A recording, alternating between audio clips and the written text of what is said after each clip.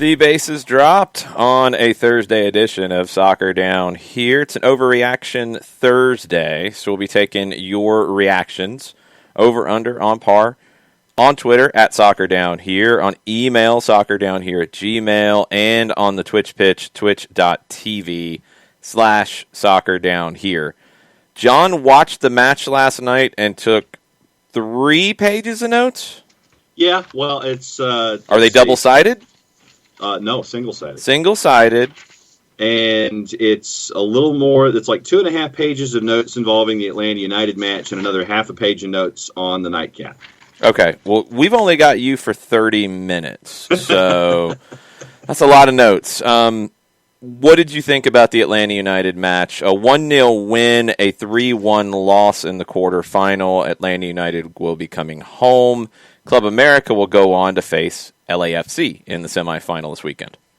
Yeah, so I guess I'll start with just some overview, and then we can get into whatever you'd like after that. The back four last night, Bello, Miles, Meza, and Franco. Loved what I saw out of them, especially Franco getting engaged, working his way all the way up. There were, I think it was twice at the back post. He was available for crosses and opportunities. I'd love to see that kind of engagement. We saw the calming influence that we were looking for from a Fernando Meza in these instances. With Miles, we had that one Ed Reed moment, or I think it was Johannes called it a DK Metcalf moment, where he tracked somebody down. Seeing that as well, and obviously Bello and his movement on the left. We can get into that with Jackson Conway. Obviously, it's another talking point a little later on. Loved what I saw to Marcelino Moreno when he came in the second half. And a point to continue what we were talking about yesterday about Cubo Torres. I give Cubo Torres a boatload of credit for being a part of this team and being a part of this match as well. And obviously, Cubo once again had a chance, and it was the double save with Memo in the 69th, where you had Moreno and Bello and Cubo all combining, and then you had the header clearance. I think if that had gone in, and then you have the Jackson Conway goal to make it 3-2, definitely would have been a frantic finish in that last 10 minutes. Good to see Jack Gurr get some runs starting in the 76th. And I guess we'll just start from there. That's a lot of stuff to start with. Yes. Let's talk about the man of the match. I think it was George Bello. Yeah. Excellent on both sides of the ball. He has the assist. Had another great chance that he created. I thought the outside backs were really good getting forward and joining the attack. And look, because I guess this is something that some people feel like they want to get upset about. Atlanta United had control of the game, in part because Club America allowed them to. You have a 3-0 lead. You can sit back. You can be a little more vanilla, and they were. What was interesting to me is that they struggled to raise their game. And for the people who are... I do not know why this happens. It's like you have to find something to complain about. It was a 1-0 win. It was a 3-1 loss on aggregate. That's how it's reported. Nothing else.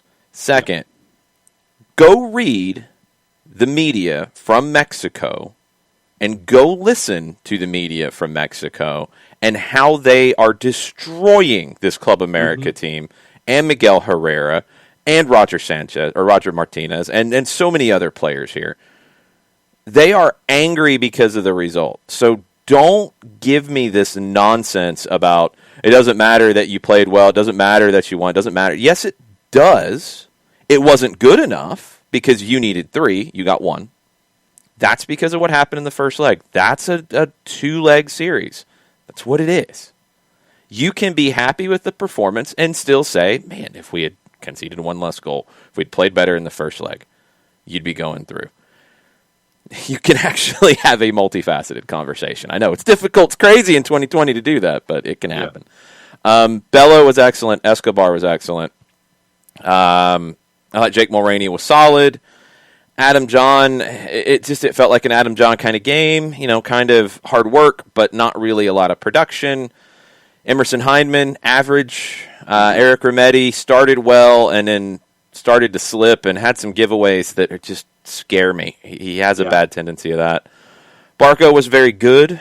Miles and Meza honestly didn't have a ton to do. I thought Miles was great in those moments where it broke down, and that's what he's going to be doing. It's that protection layer at the back.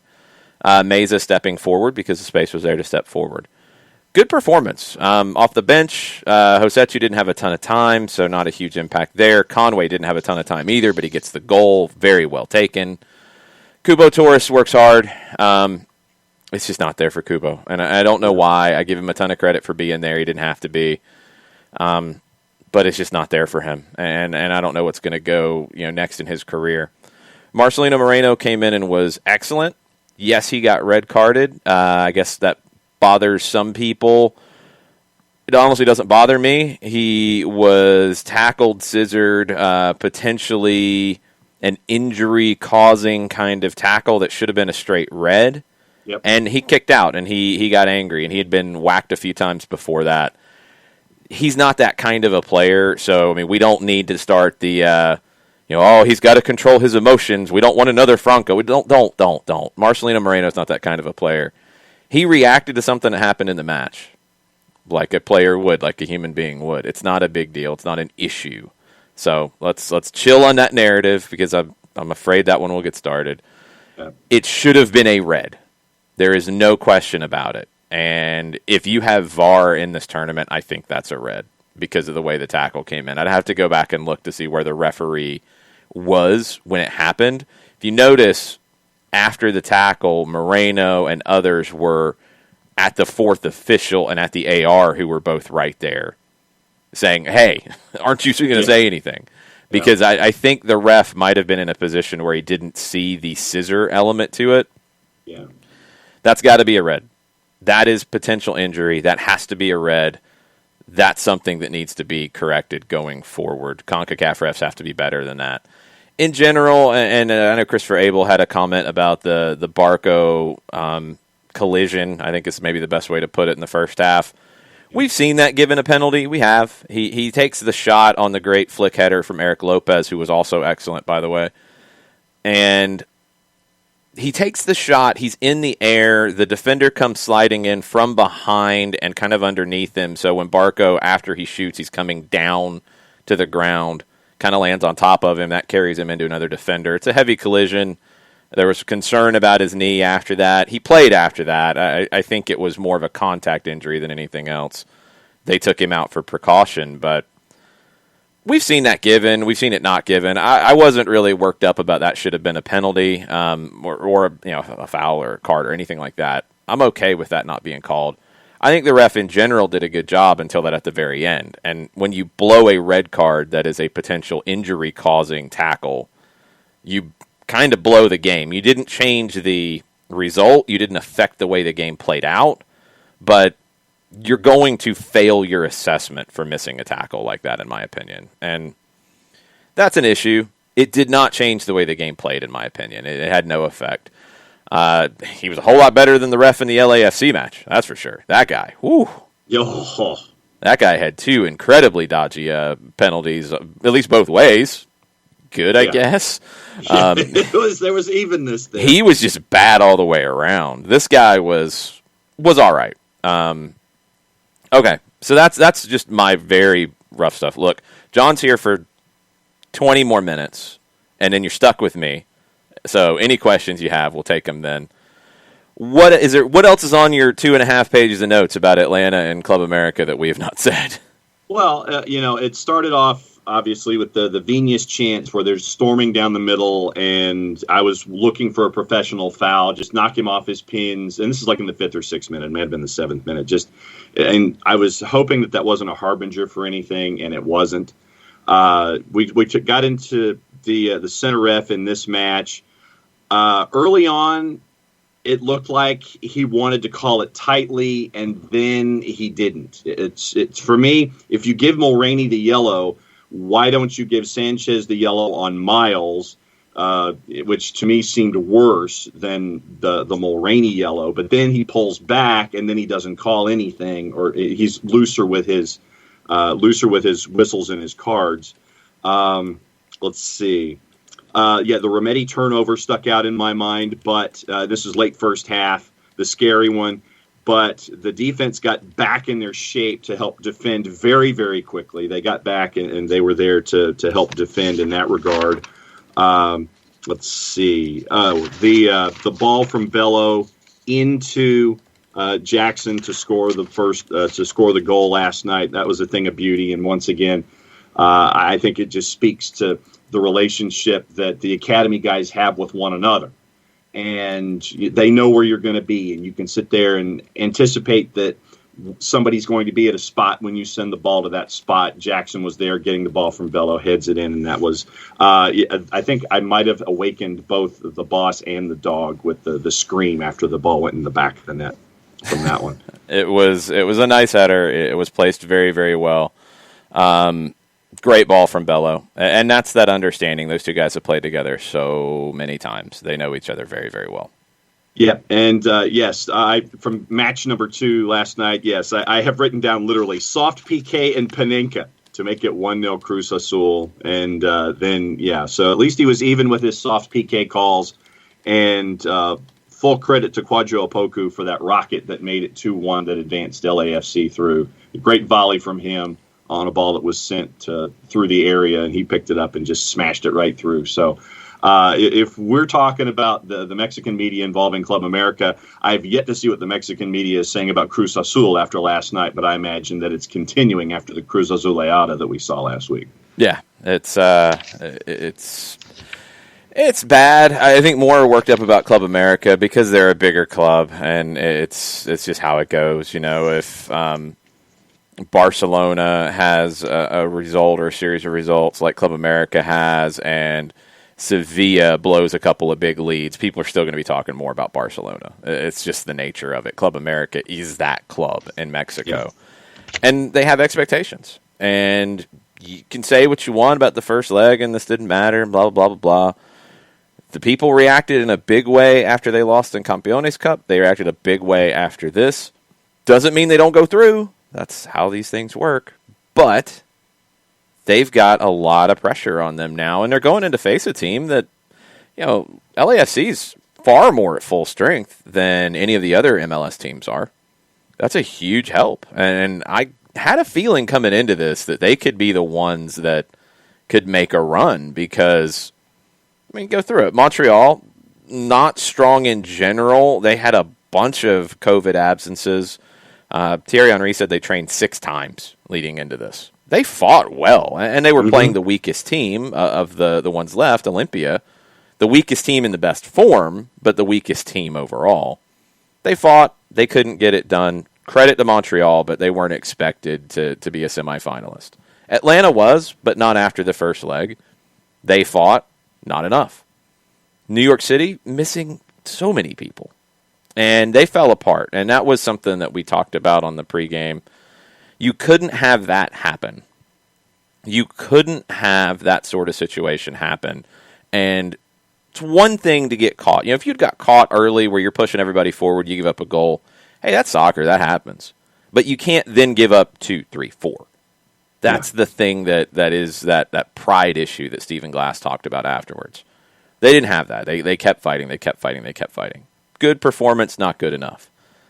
LAFC, pretty close to full strength. They got their internationals back that they missed in the playoffs.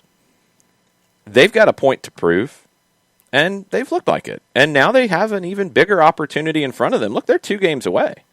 It's not like it used to be right now. This is a huge open door for them. They're playing a team that is being screamed at back home, a team that is feeling the pressure. You could see it in the way they played last night. And then potentially a final. That's it. They have 2 games to win this thing. And they absolutely can win this thing. And it'd be good for MLS. Atlanta United fans who don't like LAFC, LA Galaxy fans, there's going to be plenty who are not going to be happy about that. But it'd be good for the league as a whole, and they have every opportunity to do it. And 2 things that I'm going to be looking at where LAFC is concerned is Tristan Blackman. I know that he left the match, and it looked like they were looking at his knee as he was being taken off, and so I'm going to keep an eye on that. And how he came back and played, though.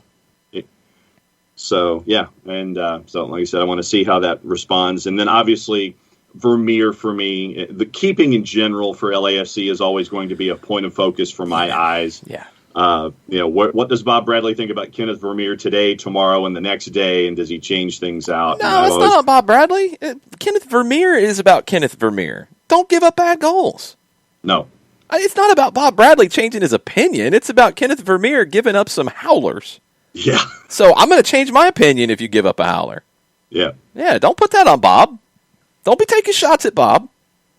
Why are you taking shots at Bob? You're just brushing it off. Why are you going at Bob? Because he was a Swansea guy? In the past, regardless of howler or not, in games past, in the seasons past, it's like he can't make up his mind if he wants Vermeer or Cisnier. Because they're not very good. It's that simple. It's not Bob saying, do I want a grilled cheese sandwich or do I want a BLT? I don't know today. I'm going to flip-flop back and forth. I'm going to play this guy. Oh, that's a bad performance. I'm going to play the other guy. And then you play the other guy. Oh, that's a bad performance. Yeah. Now I have to play the other guy. What are you supposed to do? Keep playing the guy who's having bad performances? And then it's just. No, what you need to do is go to the GM and say, "Hey, get me somebody, please. Come on. I want a sandwich that I can eat every day. Come on, please." Is there anybody in the 32-52 that has some goalkeeping experience? Please, somebody. No, I don't know about that. Please, somebody who's consistent. Give me a sandwich I can eat. Yes, that's all he wants. Stop hating on Bob. I want a sandwich I can eat. You got that Jason Levian feeling on Bob. It's not fair. Probably true. It's not fair. Especially after losing to Derby County 2-0 yesterday. Stop hating on Bob. Give me a sandwich I can eat, Jason Levian. Man. What else? You had 3 pages of notes. Well, no, it's I think that's all. Because it was moments. Like I said, the double save. I think that the tenor of the match goes for a frantic finish, especially if the Memo double save and the header clearance turns into a goal. And then you're looking at 3-1, and then once again, if you project that the Bello Conway goal happens in the 83rd, it's 3-2. And so I think that last 20 minutes really gets frantic if Memo Ochoa doesn't save that double and then gets some help on that third chance. Yeah. If you get that goal, it changes everything because you have more time to work with. But you didn't. And that's been the story of Cubo Torres' season. Opportunities, good ones, can't find the back of the net. If you'd gotten one earlier, it's a different conversation entirely, but you did not. You got one, you had some franticness, but not fully. And look, we talked about it coming in. There was no expectation of pulling off a miracle here because it would have been a miracle. I mean, pulling back 4 to win it outright or 3 to send it to penalties was a huge ask for a team that doesn't have its top number 9 and has struggled to score goals this season. They created a good number of chances last night. They put a lot of shots on goal. Ochoa had to work for this. So you are happy with the performance. You should be anyway. I think you should be happy about where this leaves you going into next season. And that's, I guess, my biggest takeaway is getting to see Eric Lopez. Still raw. I mean, he had a good 45, didn't do as much in the second half. He's still young. He's still getting his feet back underneath him. Lopez will be fine. He will contribute. You still have questions in the midfield. On the Twitch pitch, a lot of conversation about Eric Remedi, about Emerson Heineman.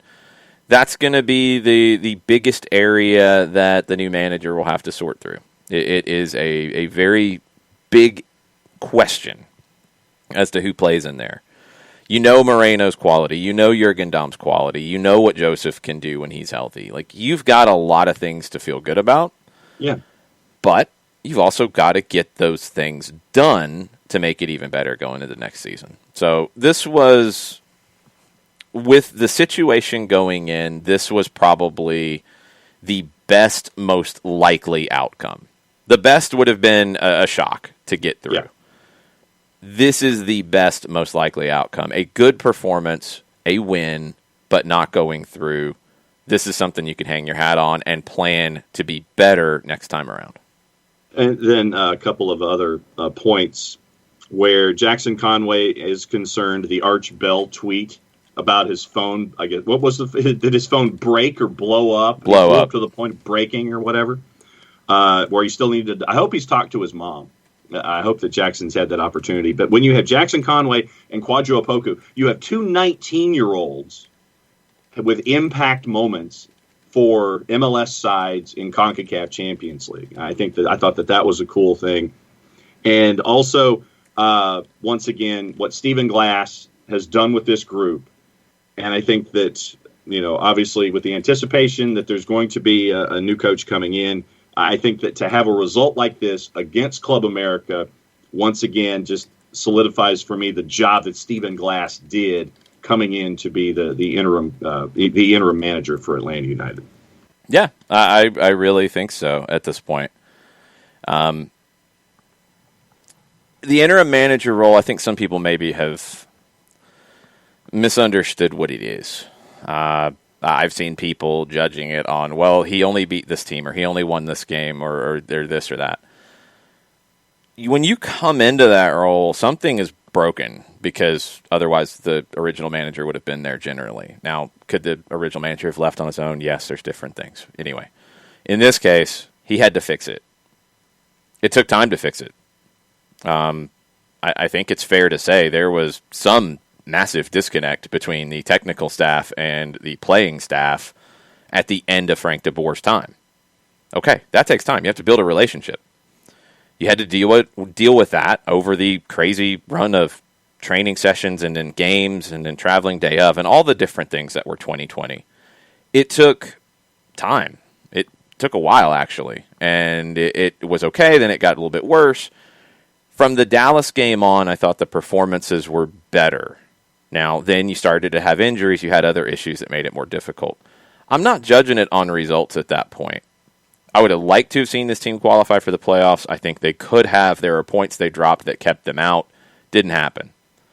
But in terms of the job of righting the ship, which is what it was to me, that was his mission. Right the ship, put the team back on its bearings for the next guy to come in and be in a position to immediately take off. Mm-hmm. Not have to rebuild anything in terms of relationships or system or focus or any of that stuff.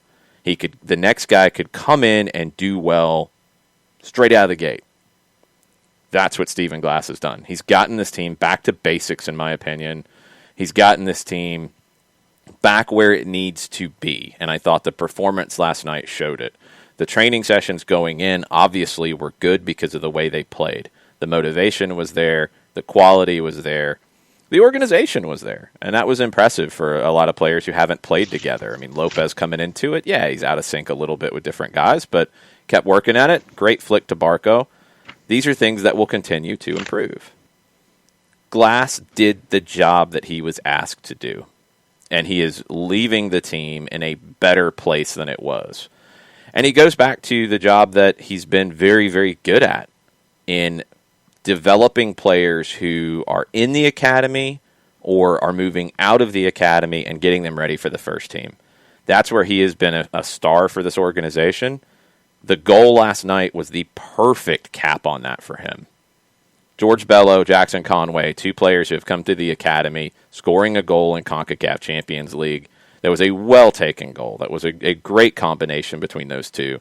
Those are two guys that Stephen Glass, Tony Annan, the academy staff, have all put a lot of work into, and you got the payoff last night. You're going to get far more of a payoff going forward with those two. But that was what you wanted Stephen Glass to do, and he did his job. And at the same time, now I'm looking forward to when we get USL Championship in 2021. I'm looking forward to seeing who comes up through the academy, who gets to take those next steps, who gets to continue to evolve their games with Atlanta United too, and coming through the academy, looking at the academy as well. So it's that, I guess, that trickle-down effect of, okay, we saw George Bello and Jackson Conway have their impact in a match last night against Club America for the first team. Now let's see who continues to evolve for the second team when that season comes up in whatever form it's going to be. And so it's just that trickle-down effect of getting to see what's next. Play and trust the kids when they're ready. Mm-hmm. And you have to know when they're ready. And that's the challenge.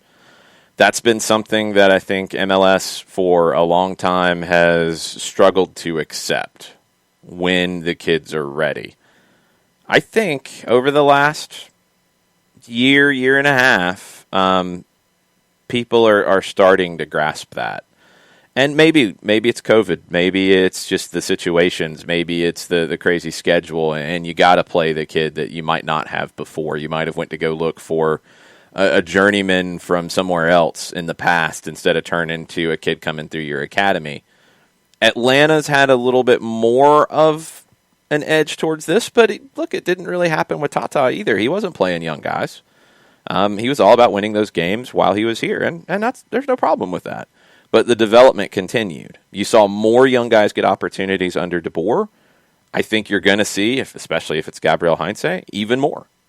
Because he's used to being in that situation where you don't have a checkbook to go out and turn to. I'm going to go get this 29-year-old who's played 150 games in the first division somewhere in the world, as opposed to the 19-year-old who's come out of my academy and has played for my second team 50 times. You've got an opportunity now with the level of talent being produced that you can turn to these guys.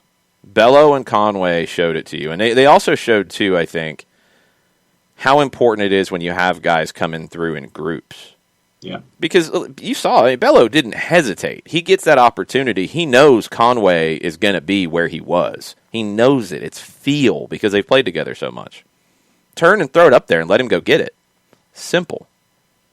When he's playing with Kubo Torres or Adam John, he's still learning every day. Like, okay, this is the kind of run they make. This is where they want the service. This is what they want.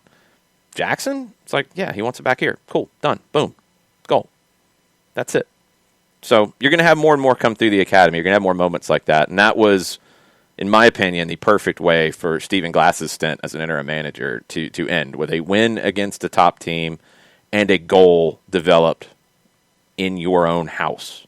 Very impressive. Right on. All right, you got to go.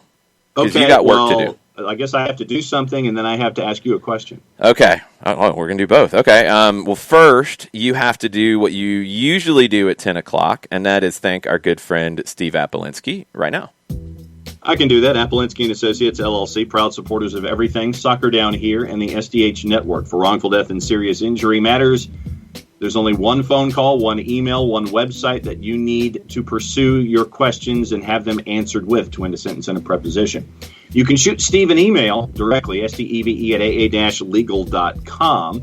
Get a free consultation by picking up the telephone, 404-377-9191. Get your answers answered that way, your questions answered that way. Or go to the World Wide Web, aa-legal.com in the taskbar, large device or small, hit enter, hit return, hit the arrow key, whatever moves it, into that particular homepage at aa-legal.com. A pop-up window pops up because that's what pop-up windows do. They pop up 24/7, 365 and a quarter. Thank you, Chris Hutchison. And we still need to find out. I still need to find out. I'm just being derelict on my duty. Who is at the other end of that pop-up window to answer all of these questions? Maybe Steve can just go ahead and tell us and shoot us an email and let us know. Recognized as Legal Elite by Georgia Trend Magazine for being one of the top 100 firms in this here state of Georgia. Over 30 years of experience, over $40 million in judgments for their clients in Georgia and Alabama for wrongful death and serious injury matters. It is Apolinsky & Associates, LLC, and the website is aa-legal.com. Modiflow asks if we should tell you about pop-up blockers, and we're not going to. That would blow your mind. True. You have a question, or you saw something or something? Well, yeah, I have a question, but it's logistics. It is. Well, okay, hold on. I mean, if you're going to leave early, you got to get all the hits in. Yeah, really?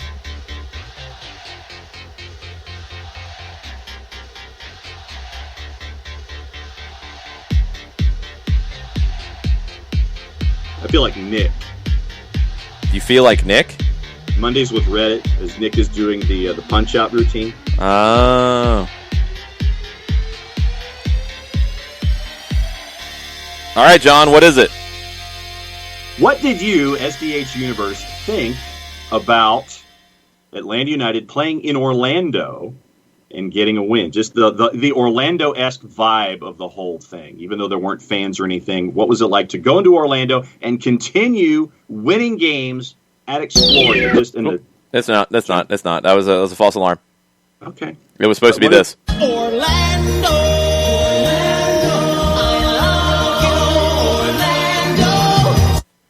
Help from Andrew Rannells there. So, yeah, what did you think about doing all of this in Orlando? What did you think about the idea of doing it in Orlando, having CONCACAF Champions League there? I know that you have to look at a centralized location. What did you, Atlanta United fan, think about the centralized location and being match number 1 of 1, 2, 3, 4, 6, 8? How many matches by the time it's done? Let's see, 4. 7. 7. Thank you. Yeah. So being match 1 of 7 and seeing that, I'm wondering what the turf is going to be like by the time this is done. What did you, Atlanta United fan, think about another win in Orlando against a team that was not Orlando? What did you think about the whole CCL vibe of the centralized venue? Okay, are you going to leave, or are you going to wait for an answer? Because now you're 2 minutes over. That's to the floor. So okay. That's the question going forward. So, am I supposed to leave you with a still, or how do you want me to exit frame here so it doesn't look goofy on the Twitch pitch? You can do whatever you want. I mean, I think it's going to freeze when you disconnect. So, however you want to be remembered. Okay. So I'm gonna give you this, and then I'm gonna disconnect, and I will see you guys. Seriously, I got to look at that for an hour and a half. You got to look at this for an hour and a half. Also, mucho platio. We will see you tomorrow. Let's see how he hits it. Oh, no. Oh, great. Hold on a second. And let's see if we get it back. There we go. This should be good. If not, I'll figure it out. Good job, John. You left it very well there. So what do we think about Orlando is John's question. He is left on the floor and doing this in Orlando. I mean, it makes sense from a CONCACAF perspective. You had to do it somewhere, right? It's a nice venue to do this in. It is kind of central. It would have been pretty amazing if Atlanta United had pulled off the upset of upsets and came back from 3-0 down to defeat Club America and then go on and win the first CONCACAF Champions League in club history in Orlando. That would have been kind of perfect, right? Didn't happen. It's okay. Look, it made sense for CONCACAF. I get it. There's just nothing you can really do. And I know Chris. Chris hates it. Hate in all caps. That's just how I imagine it sounds. Completely unfair. We had to go into the Azteca, but our home leg is at freaking Orlando. We should be in the semis because the first leg should have been tossed in the garbage. No, it just wasn't anywhere in the world. Orlando is trash, according to Chris, and that's Chris's opinion. And we were absolutely screwed. There's nothing else you can really do. There just isn't. I mean, in Europe, which you could follow as a precedent here because you didn't have any before this year, the first legs held. The second legs had to be played. LAFC was in a different situation because they didn't play the first leg. So it's the best of a bad situation. I really don't think there were a whole lot of other solutions. I don't. A lot of questions about the sirens. They did kind of make me nervous, Kevsey. They got louder, and I was wondering if somebody was not going to make it out of the stadium, like something had happened or there was a request for their presence somewhere. I didn't know what was going on. It was crazy. Chris, the reason they didn't just play this leg in Atlanta was they were trying to get everybody into one area for testing purposes because they didn't want to have a whole bunch of travel. I know. I'm with you. I mean, yes, I think this game could have been a little different if you had had fans in the building that were Atlanta United fans in Atlanta's building. It could have. You were still 3-0 down. It was going to be hard, but you could have. But COVID. I mean, this is COVID. Like, it is what it is. There's just only so much you can do, and you don't want to do a tournament with a whole bunch of travel in that way. They wanted to guarantee they could get it played in this period of time because they don't have a lot of time. That's the other thing. MLS is starting, we think, in early March. Training camps are supposed to start in mid-January. Liga MX teams are training now for next season because it starts on January 9th, I think. So they couldn't do an elongated tournament. They had to squeeze it in after MLS Cup and before Liga MX. So it is the best of a bad situation. It's not ideal. I don't think it is dramatically unfair because of the circumstances, but I do understand. I don't think Burned the sirens were necessarily related to anything COVID-wise. I think it's just that part of town. That's just Orlando, baby. There you go, Jarrett. You've never been there, right? To Orlando, to Exploria. No. You've been to Orlando, correct? No, many times, yes. Okay. Not to Exploria Stadium. You've never been to Exploria Stadium. I have tracked around the edges of Mordor without actually going past the Black Gate. Man, this is a really big swing from John to you this morning. Man, I don't know if I'm ready for this. You're not. I'm probably not. I'm just going to tell you now, you're not. Did you take 3 pages of notes last night? No, I went in and watched the game with the expectation of, you're probably not going to turn this around. Let's just see how they look and let's have fun with it with 90 more minutes of the game at the end of the year after what's been a rough year and see if we can end on a high note. Okay, hold on a second. This is kind of strange. It's not breaking news. So, yes, Mateo was fat-fingered on the fake breaking news sounder earlier, but it does need to be discussed because I'd like to get your take on it, and we'll come back to the game. If I could find the right sounder, there we go. The Premier League was busy this morning. They have approved the concussion sub trials. Now, IFAB and FIFA allowed this to start in January, and it's going to start in January. It seems like maybe they haven't decided on exactly the parameters yet because FIFA and IFAB allowed you to have 2 different ways of doing it. Either you had a maximum of 1 concussion sub or 2. Premier League's looking to allow 2. The opposition would be allowed the same number. The Premier League says the additional concussion substitutions may be made regardless of the number of substitutions the team has made already. It's separate from your subs. I guess it has to be approved in some form or fashion. That's the part I'm wondering. They did not up the substitutions to 5. It is still 3, but they did up the number of subs on the bench from 7 to 9. Are they just picking and choosing things to do? Because, It kind of sounds like that. That's weird. We're going to take away 2 of those subs we gave you for the COVID times, but we'll also give you 2 more people to have on the bench. Do you think that Jurgen Klopp playing Diego Jota 83 minutes in Champions League after complaining some more about schedule compression and minutes in a meaningless Champions League game, and then him getting hurt, do you think the Premier League said, yeah, we're tired of the complaining, we're not going to go to 5 because of you and Pep? They've both been complaining a lot.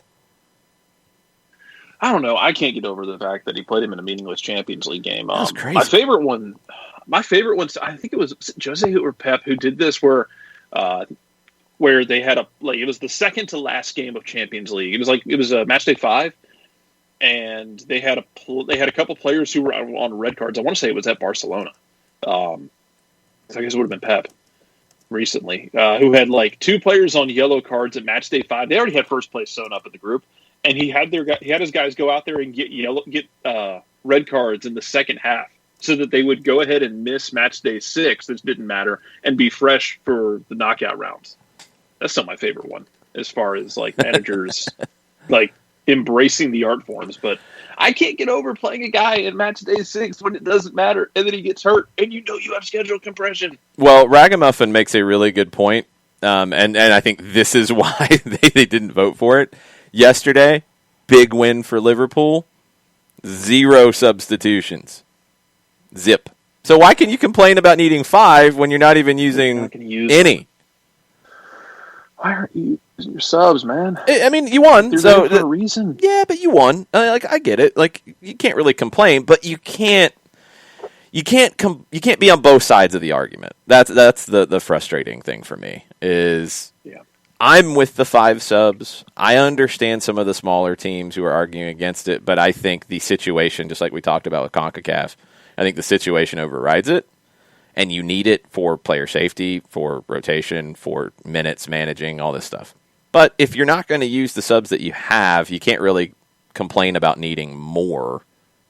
So you just don't. And one game isn't going to define that, because he might use 5 in the next game, but I get your point. That's just, I like the 5 subs, honestly, but I'm more excited about the idea of, the concussion sub, because watching guys who, get clunked in the head, happened yesterday in the Betfred Cup in Scotland. One of the players, I can't remember who it was for Rangers, forgive me, went up late on a header. The guy who won the header was already at the apex of his jump, and the player for Rangers went up late and just basically jumped right into his elbow. It wasn't malicious from the St. Mirren player, but the dude still was walking off the field like he didn't know up from down. It's like, that guy doesn't need to be on the field. Yeah. That's where those concussion subs should come into play of, hey, we're going to put a concussion sub in, and we're going to get him looked at. Oh, yeah, he can't do this. Okay, now you got to decide if that's the guy you want. What do you want to do in terms of making sure that guys are okay? You're going to balance the minutes after that when you're looking at stoppage time to calculate how much time it might take for getting guys ready. I think especially if it happens early in a game, you need to approach this the same way you would an injury in baseball with a starting pitcher. Starting pitcher gets hurt in the second inning. You don't have anybody up in the bullpen loose. You give whoever comes in as much time as they need to get loose for safety reasons. I think you do the same thing where somebody in the 15th minute gets their bell rung and they're done for the game, and you're going to bring someone else in. You need to give them I don't want to say as much time, because they could be stretched out to a cartoonish length if possible, but you need to give them a healthy and safe amount of time to make sure that they get loose so you don't end up creating another injury. Totally agree. And this is going to be interesting. I was on the temporary sub train. I thought that was the way to go.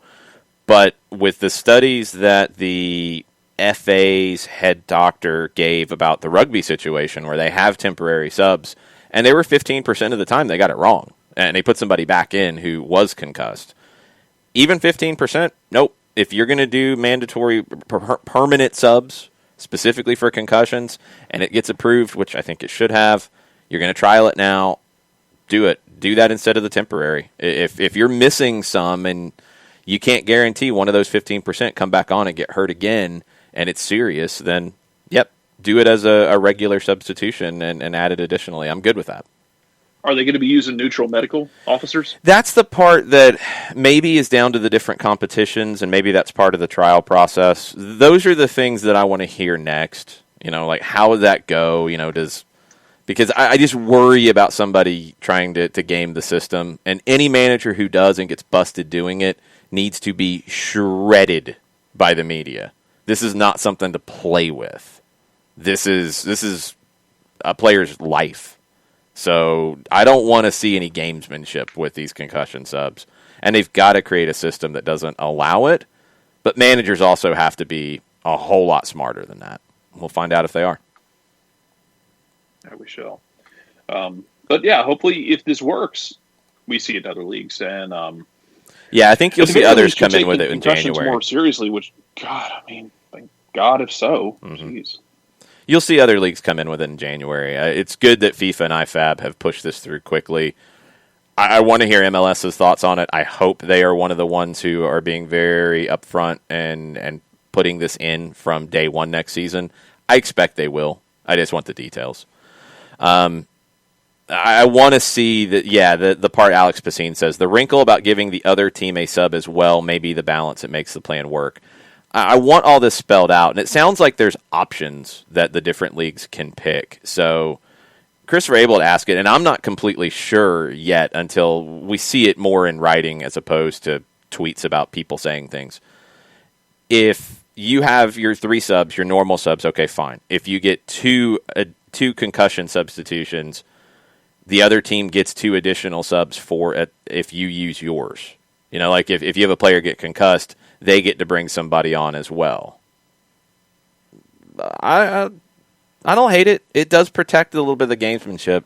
But let's see how it all works out. Because I think there's one other scenario where leagues can just have a max of 1 concussion sub, and that's it. And you can use it if you have to. I don't know. We'll see. We'll keep you posted on all of it. I want to see what MLS does. That's going to be the important thing for us in this conversation. What else stood out to you about last night? What did you think of Eric Lopez in his debut? I liked him. It's the same play that stands out for everybody. It's that little flick back to Barco, and then Barco gets saved by Memo Ochoa. This whole entire tie felt like a referendum on 2020 for Atlanta United. That's the part I couldn't keep out of my head was you could have had 3 goals at least last night. That's in a different world. You got 3 goals last night, and you're looking at 3-3.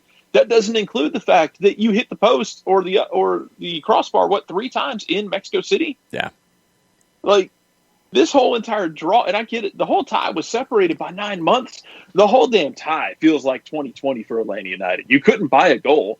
You basically crippled the supports of the net in Mexico City when you were down there. The damn things are probably cracked at this point. It might be. Hold on.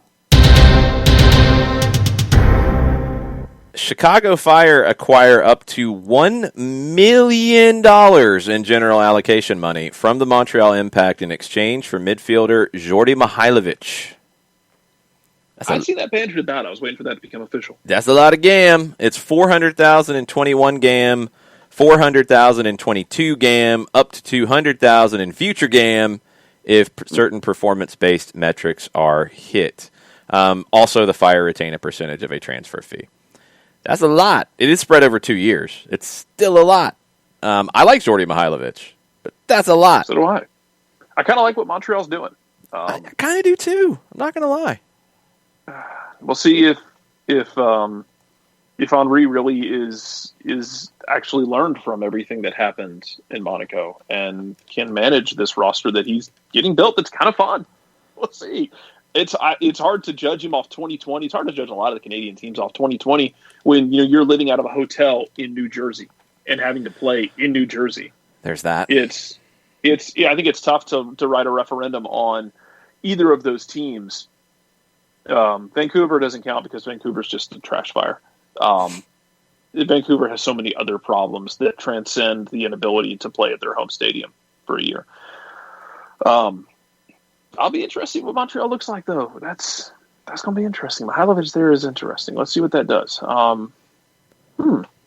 Okay. But yeah, this whole entire tie for over 9 months felt like a referendum on 2020 for Atlanta United. Couldn't have been soon enough. Could not find the back of the net. It created chances, probably cracked the crossbar in Mexico City a couple times. And, last night it was great to see Jackson Conway put one in the back of the net. I heard jumping on early, getting ready to jump on earlier. I heard y'all talking about, it felt like the right end for Glassy to have Bello float one to Conway and for him to just hit a rocket in the back of the net with his head. I'm glad he kept his shirt on too. Good job, kid. Yes. It's a little cold to be taking it off this time of year, but it's not too bad in Orlando. I would have been after that goal, after your first. He didn't have a yellow. I would have been fine with it. You got a yellow. You got to be careful against Club America. Oh yeah, yeah, that would have been fine. He could have spun it around over his head like a helicopter and sang Petey Pablo. That would have been fine by me. Good on him for that. I like to think of it last night as kind of an audition for some of these guys because you got whether it's Heinze or whoever it is coming in. You got a bit of a referendum and or not a referendum, excuse me, but an audition process now because you got a new manager who's going to be coming in. It's not Stephen Glass. It's not Frank DeBoer. This was your last chance to put something on tape for that manager going at 100% against quality competition. I still am bullish on Jake Mulroney as a depth piece on this team. Thought he had some good moments. Thought he struck a couple good dead balls well. I think he's a good late game option with the speed he provides you when he gets into the right mindset of running at guys one-on-one. That's what I want to see from him in those late game opportunities if he's a guy who's going to be coming off the bench for you. Thought Eric Remedi started well until he kind of, went rogue with a bad giveaway, which I don't know, man, that kind of feels like Remedi sometimes where it's like, this is fine. Oh God, no. What is that? Yeah.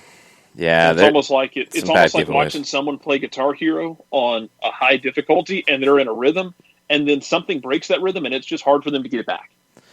That might be one of your best comparisons. That was really good. Thank you. Like Eric Lopez, I was just impressed with what he showed.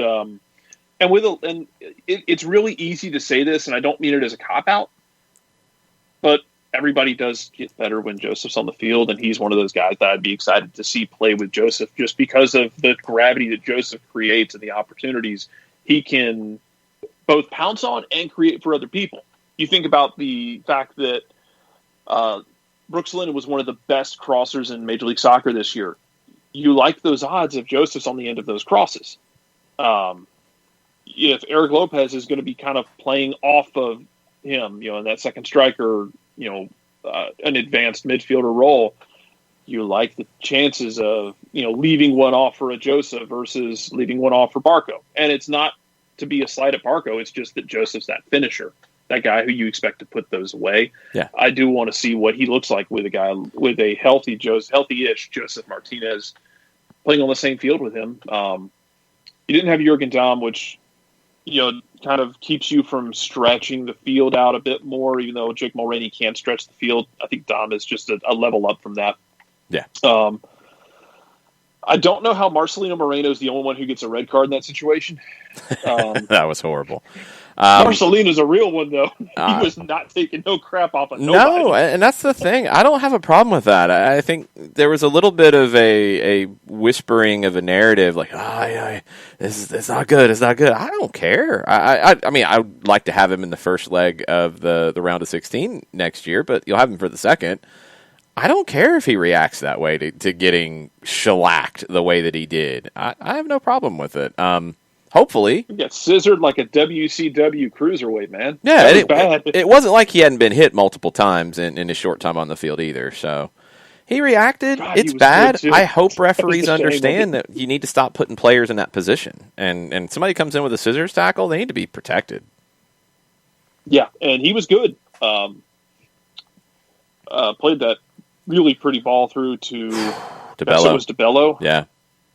And then who plays the pullback that just, again, Atlanta can't find the net. Memo Ochoa, just Atlanta's so good at catching keepers when they're on one. It's really exhausting. Yeah.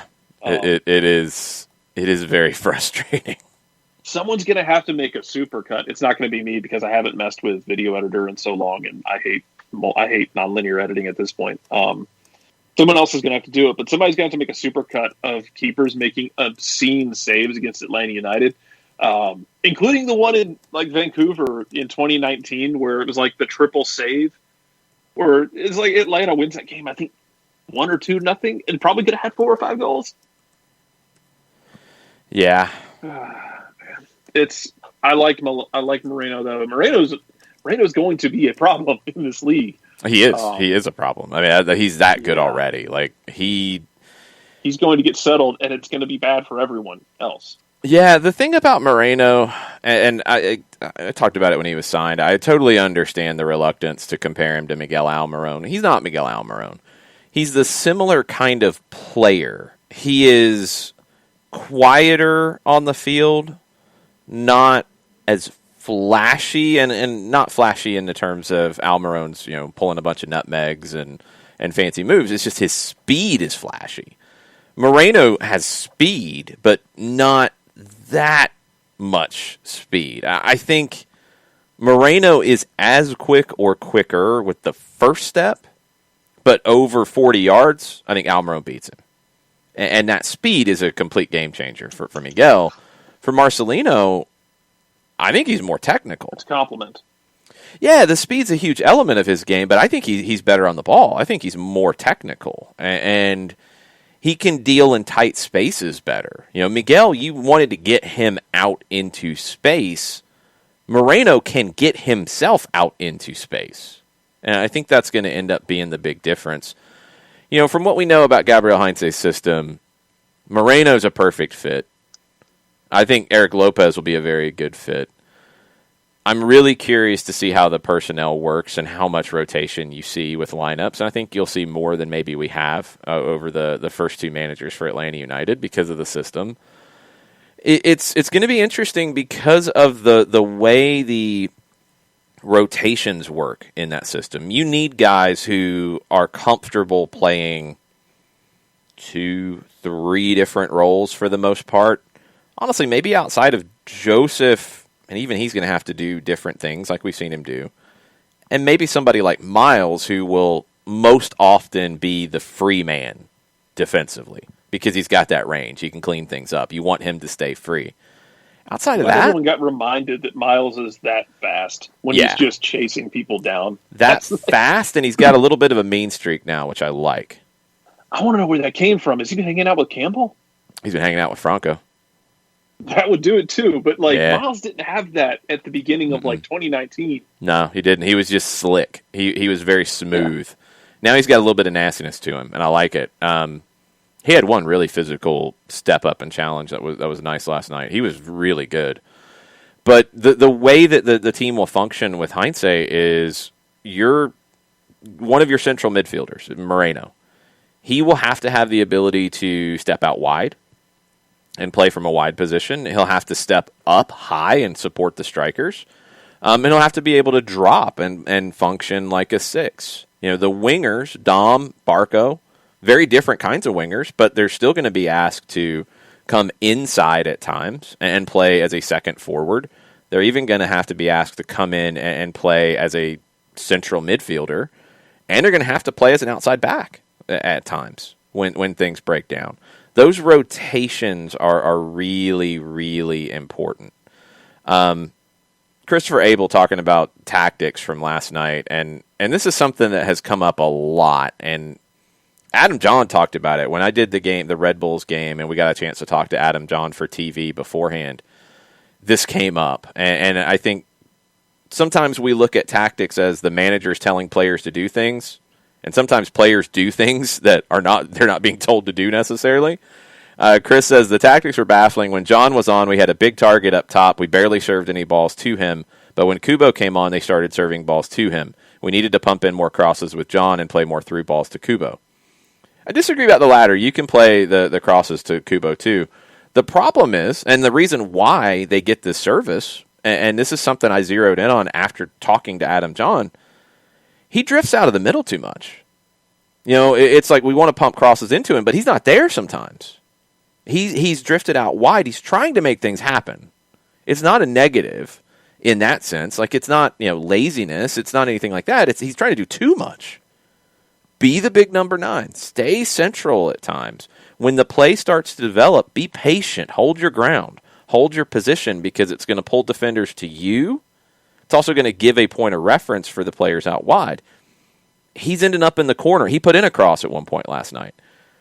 You need him to stay central. Kubo stays central, so they know he's going to be there. Conway stays central. When he came on last night, you know he's going to be there. John drifts too much at times, and I think that hurt the attack, and we saw it throughout the year. But after he said, I need to stay more central, I need to be more patient, it really resonated with me, and I saw it again last night, where it's just he wants to get involved so much in the build-up that he leaves his position, and it hurts the build-up.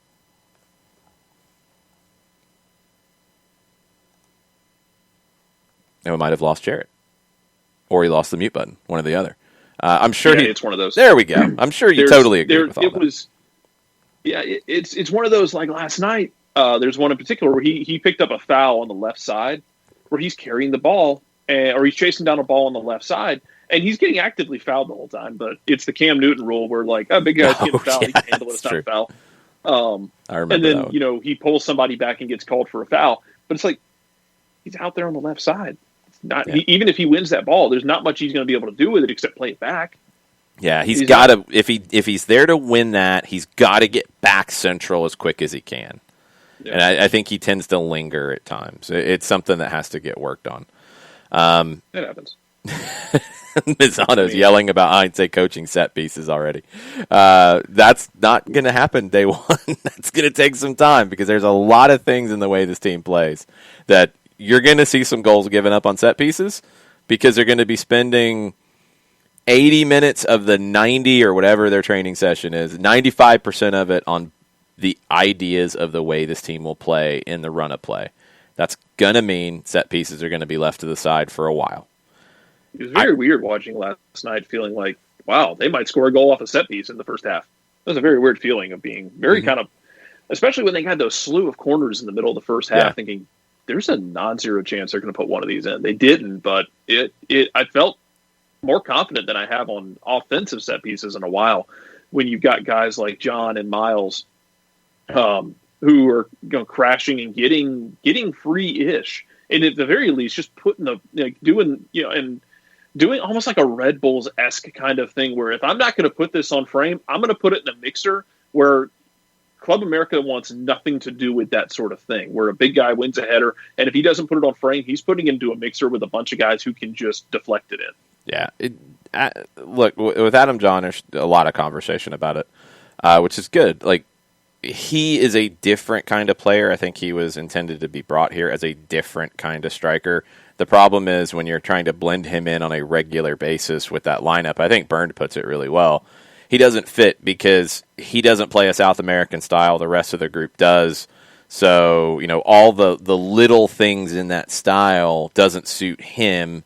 He's trying to do something that doesn't fit the rest of the group, and it's just a disconnect. To have somebody like that late in a game where you've got to get direct, you've got to bomb it forward, can work. I'll be curious to see how he could fit with Gabriel Heinze at times where he's needed. I think he could be a little bit better fit in some ways because of the way the game will play out. So we'll just have to wait and see. He's under contract for the year. They signed him to a 2-year deal. He's under contract. Unless you trade him, he's going to be here. Jackson Conway's going to push him. Competition is good. You've got spots on the roster. Like, it's not like you're sitting and you need roster spots and you don't have them. You got 2 spots. You've got a lot of potential starters already. I think the 6 is the position that you're looking to upgrade. If the Agustin Almendra rumors are true, that would seem to fit that mix as you're looking for a central midfielder who can play in that kind of role, especially in this kind of style.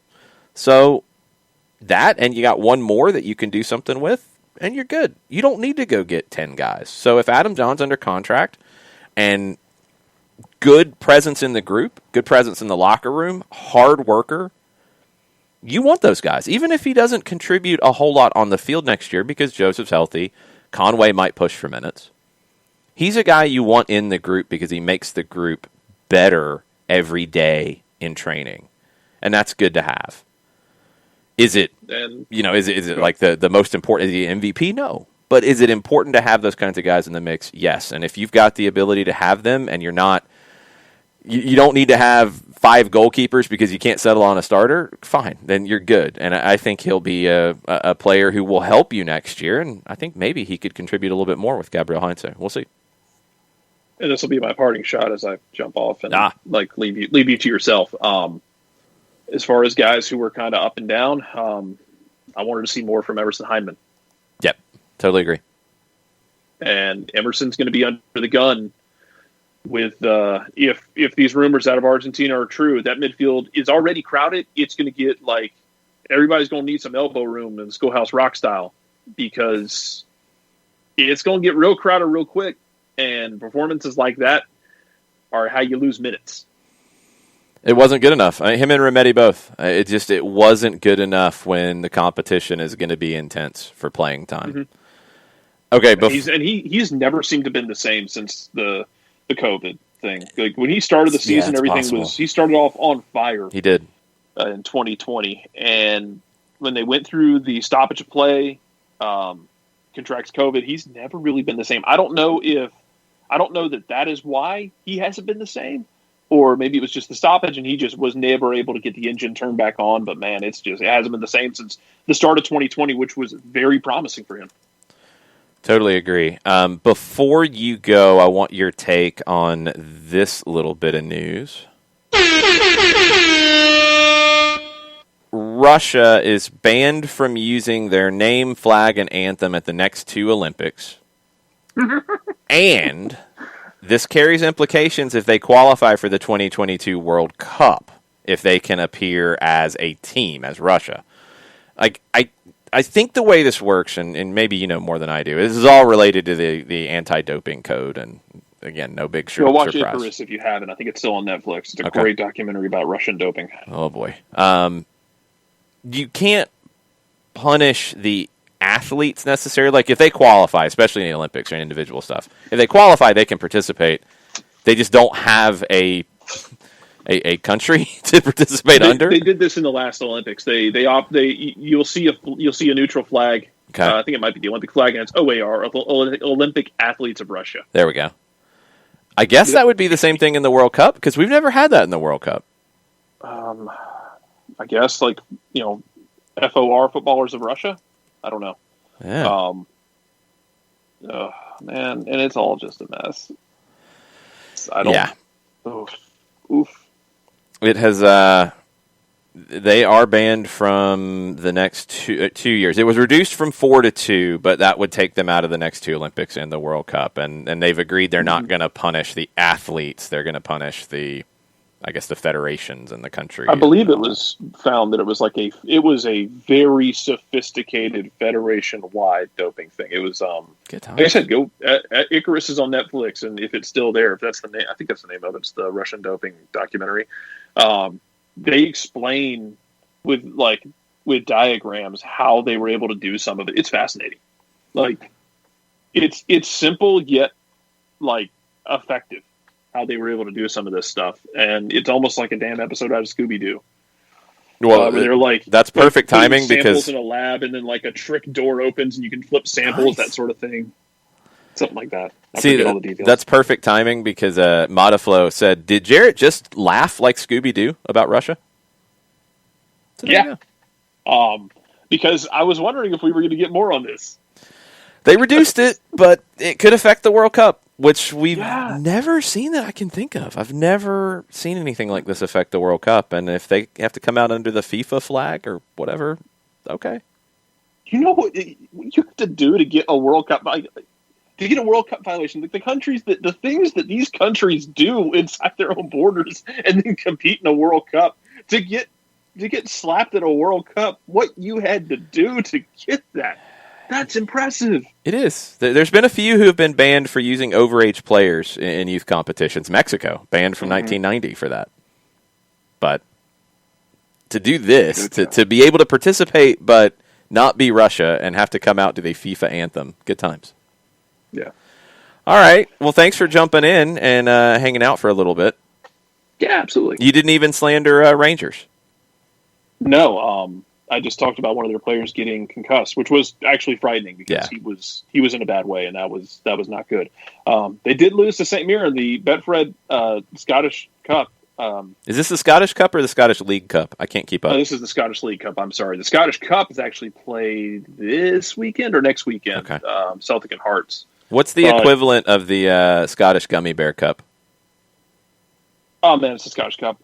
Scottish League Cup is open to literally everybody. No. I mean, what would you? It's very U.S. Open Cup-ish. 4th Division Highland teams will play in it. Like Iron Brew would be on the Scottish Cup, like the Scottish FA Cup, because that's quality. Like what? I think that's the Hill Cup now. It's I think William Hill's name is on it. We need some generic, like the Gummy Bear Cup. Scottish League Cup. Okay. We'll have to think about this. By the way, this makes Steven Gerrard 7 for 7 in failing to win trophies since he's been at Rangers. He can't win a trophy. There it is. Celtic had already been eliminated by Ross County, who's in last place in the league. St. Mirren's in 10th place, which is 3rd from last, and just barely out of a relegation zone, and they beat Rangers. Rangers was going to have a clean run to this cup without having to deal with Celtic. Not that that's a problem, considering they've outplayed Celtic like the last 3 times they've played them, but this was a clean run for them. And then on a rainy day at St. Mirren, they lose in the 92nd minute. And they cannot win a cup until May. They'll either win the league or win the Scottish League Cup. Okay, now you're good. You're fully complete. You got to laugh a little bit at your boys. It was there. The path was open for you, and you chose to walk through the wet cement. That's not good. At least you didn't No. slip. True. And they'll be fine in the league, I think. Yeah. They'll be fun. This isn't going to make them fall apart in the league. It was just, how the hell do you lose that game? Anyway, I'm done. Okay. Bye. Thanks, Jarrett. See ya. Bye. All right. We are still going to keep going. Hold on. And we will get back to where we were in just a second. Technology. It's a little tricky. Okay. Should be back now. There we go. Okay. We'll take your questions, or I'll take your questions. It's just me. Why am I saying we? I don't only have one person. Tweet me, Longshoe, at Soccer Down Here. Join the Twitch pitch. Throw things in. Burned with a really good reminder from the last World Cup that was in Russia, that when you go back and look at how much running the Russian players did compared to everybody else, I think these numbers are accurate. I'm going to trust you, Burned, because I know they were way out of whack. The Russian players were running 14 kilometers per game at the last World Cup. Every other team was running about 11. Nothing to be suspicious about there. No, that's totally normal. It's all good. Oy, man. Sorry about the John Freeze frame, Chiefs coach Steve. It's the best we could do. That's what happens on an overreaction Thursday. It's what happens on a post-game day Thursday after the last game of the 2020 calendar year for Atlanta United. It was a good night for the club, I think, and it was a good building block for 2021. But I'd love to hear your thoughts, questions, et cetera, et cetera. Let's get caught up on a little bit of the news before we jump into that, and I'll give you some time to think of a few things to throw into the mix. In the league, so the waiver draft, no one picked Andrew Carlton. He is now a free agent in Major League Soccer. Ben Mines was the only pickup there. Good player. I've always liked him for the Red Bulls. FC Cincinnati picked him up. They have an opportunity to sign him now. He's not officially on their roster yet until they come to an agreement. He's been injury prone. If he can stay healthy, I think he can be a contributor for Cincinnati. We mentioned the Jordi Mihailovic move. That's a big one for Montreal, and you start to look at what their midfield could look like next year with Mihailovic, with Wanyama, with Piet. Not bad. Not bad at all. Lassi Lapalainen on one side, maybe Bayiha on the other, or Balou moving over to the right side. They have another young player that I've liked in Mathieu Chouanier. Romel Kyoto up top, if he can be like he was this year, that's a pretty good attack. I still think they have work to do defensively. They did add Kamal Miller. They have Louis Binks back on loan again. The outside backs, we'll see. Brokiard on the right side, good. Kiza on the left. I'm not 100% sold there yet. And Clement Diop is, when he's on, he's amazing. But he will give up some howlers, too. It's really strange. So, Montreal's getting better. The Eastern Conference, I think, will be very, very competitive next year. One rumor to keep an eye on, and I'm wondering if this is related to MLS potentially starting later than the beginning of March. There's rumors coming from Bola VIP that Raul Ruidiaz could be loaned to Villarreal in Spain in January. And I'd assume it'd be a 6-month loan, and he would come back in July. If the MLS season isn't going to start until, let's say April.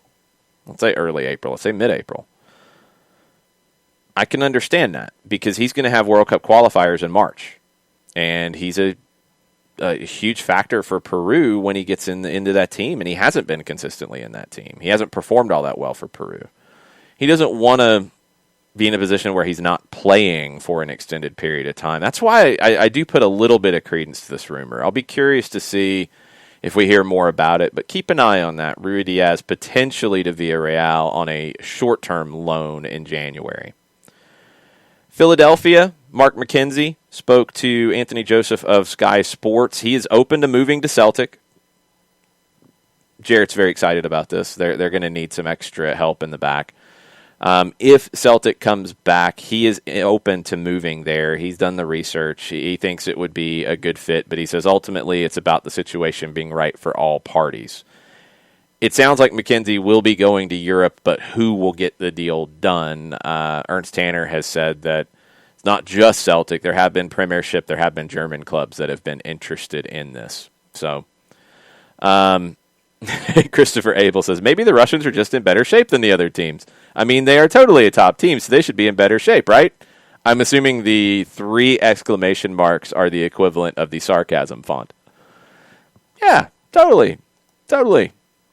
Across all sports, consistently, where they've been doing these things. Totally. It's all, yeah, absolutely. I'm sure that's what they're telling everybody. WADA, the anti-doping agency, disagreed. Just saying. It's going to be fun. If Russia comes out, not as Russia, but as the FIFA generic team, that'll be interesting. I wonder how the FIFA video games will play that one out. Very curious.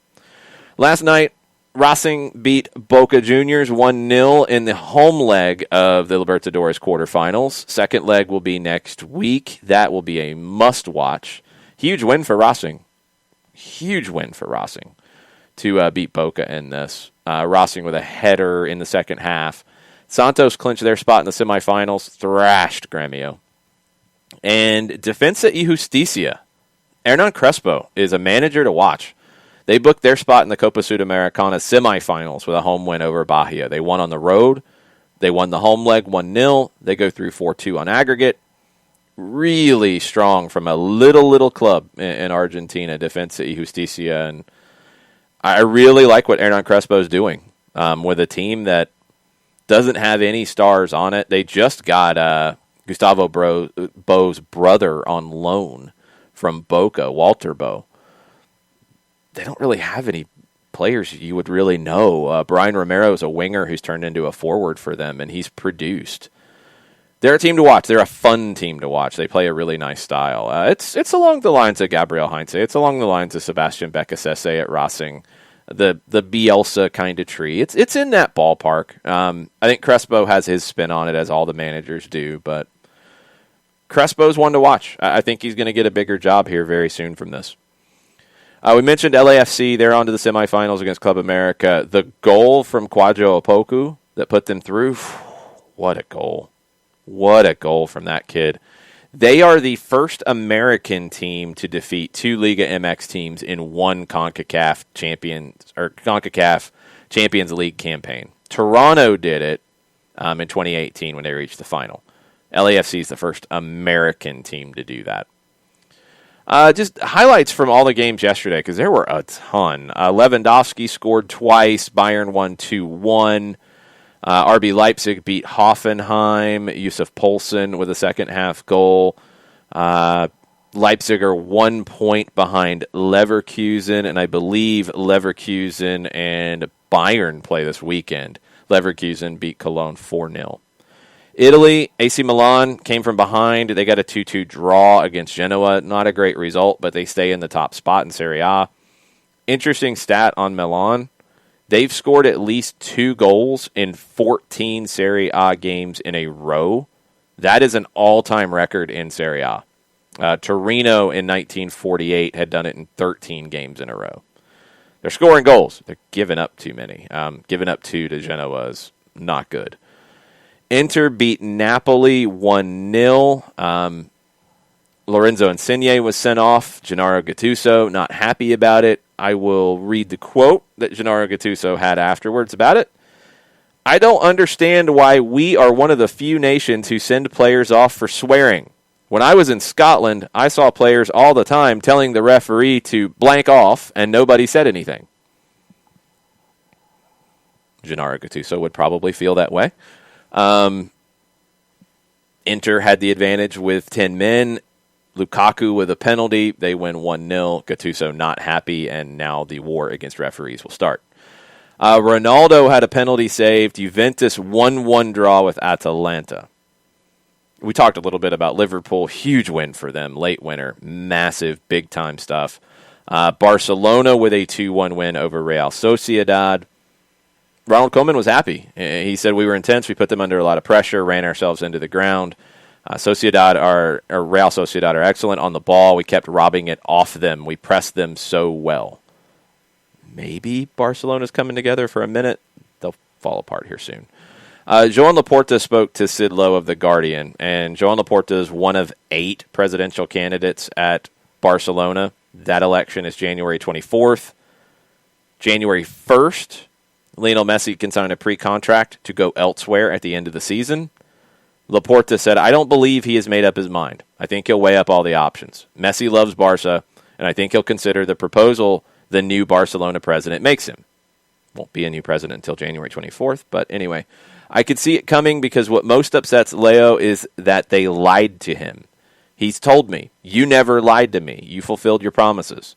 I could see that his relationship with the directors was getting worse. They made him carry responsibility for everything. He didn't have to put up with that. If I become president, then I'll speak to him. I would assume he's spoken to him. He kind of said that he did. I would assume that he's going to be like, look, I can't do anything until I win this election, but I will give you X, Y, Z if I win the election. We want to keep you here. Laporta's talked about emergency measures because of the financial situation. Of course, there's not a lot of detail there just yet. He talked about sporting director. He said there's 3 candidates. I like all 3. He said he's cautious on Xavi, who Victor Font, who's the other leading candidate, has preferred to be the manager. Laporta said Ronald Koeman deserves time to continue to the end of the season. He said, I've got nothing hidden up my sleeve as a signing. There's been a lot of talk about Erling Haaland and Neymar, and name any player in the world. Somebody has said, if this guy's president, they're going to go to Barcelona. Laporta went back to what he said consistently since he announced his candidacy. La Masia. He said, what can guarantee the club's future is La Masia. That's their academy. We'll present a project with a new methodology to make La Masia a center of excellence central to our focus. The debate after the match with Liverpool and Tottenham, pretty interesting. The Jurgen Klopp-Jose Mourinho feud, I guess we could call it a feud now. So Mourinho spoke to Amazon Prime after the match. It looked like they had a little bit of a testy exchange after the 90th minute winner from Firmino, and Tottenham loses. Liverpool goes back to the top. Mourinho said about that exchange at the end with Klopp, I told him the best team lost. He disagreed. That's his opinion. By the way, if I behave the way on the touchline like he does, I have no chance to stay there, and I'm out after a minute. He was asked whether he was referring to the animated way Klopp reacted throughout the game. Mourinho said, that's animated? That's animated? Or do you want me to take the screen from the fourth official's hands? That's throwing shade at Pep, who grabbed the board on stoppage time, I think, over the weekend. Asked if he thought Klopp's behavior had gone over the limit, Mourinho said, for some reason, I am different, and that's that. And he also told the BBC, everything is fine between us. He said, the referees let him behave the way that he does. It's not my problem. I feel sad for it because I cannot do it, but it's just the way it is. When Klopp was asked about that situation with Mourinho at the end of the match, he said, it was not heated at all. He wasn't happy because he told me the better team lost. And I thought he was joking, but he wasn't. So that's it. This is going to be fun. I can't wait till the next time these two match up because this is going to get more and more because it always does with Jose, right? This is what he does. He picks. He starts a feud. It distracts from the players, which is the intention of it, in my opinion. He's trying to put the spotlight on him or a debate or an enemy or whatever and take the pressure off of the players. We'll see if he can manage it correctly this time and have it not get out of hand like it has in the past. Everton, they beat Leicester 2-0. They move into fifth. Leeds, if you saw the second half of that one, they turned it on at the end. 3 goals in the last 11 minutes. Leeds beat Newcastle 5-2. Arsenal with a draw, and of course it's Theo Walcott who got the goal. Arsenal finished with 10 again. And in the bad side of things here lately, just a couple of clubs to keep an eye on. Sunderland, their next 3 League One games have been postponed. They have an outbreak of COVID at the club. 1 player tested positive. Everybody else underwent additional testing. 4 more positives came up. They've postponed 3 games. Sheffield Wednesday, playing horribly. 7 points from safety in the championship. Tony Pulis came in, hasn't gotten a win in 8. worst ever start for a manager at Sheffield Wednesday. And now players are furious because they have not been paid in full. They only received a small percentage of their regular salaries for December. Or not paid up in full in November at the end of the month. So players only got part of their November money. And people are starting to think that it's affecting the club on the field. They had 6 points docked from them in the EFL for profit and sustainability rules coming in. So that's what's keeping them right now away from safety. They're probably going to get relegated, and if they can't pay their players, they're probably going to have more points docked. Sheffield Wednesday's in trouble. The Scottish Championship is in trouble. The Scottish government, according to the Daily Record, has been warned that there is 1 week left to save the Scottish Championship, their second division, from a cash crisis. Morton is one who's in big trouble. They don't have money in the bank to cover December's payroll, and they're not the only ones, according to the Daily Record. There was an emergency bailout grant program that was set up. There's no parameters to it yet. One unnamed championship club told the Daily Record, the situation's now critical. There are 3 or 4 clubs we know of who are desperately scrambling around trying to find enough money from somewhere or come up with other solutions to cover the December wages. Even if they find a way to get through until the end of this month, then, without any sign of the grants we have been promised, it's only delaying the inevitable. We need urgent answers. How much money are we getting? When? And how do we go about accessing it? It's getting scary. Now, some of this in the Scottish Championship, it's the same thing that happens in the English Championship. You've got clubs that are trying to get to the top division. They're paying a little bit more than their means, and now you're stuck.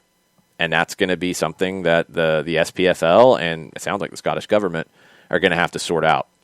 Lille has issues on this as well, and they could potentially have to sell players in January to make ends meet. They owe their creditors, including American investment firms Elliott Management and J.P. Morgan, upwards of $200 million.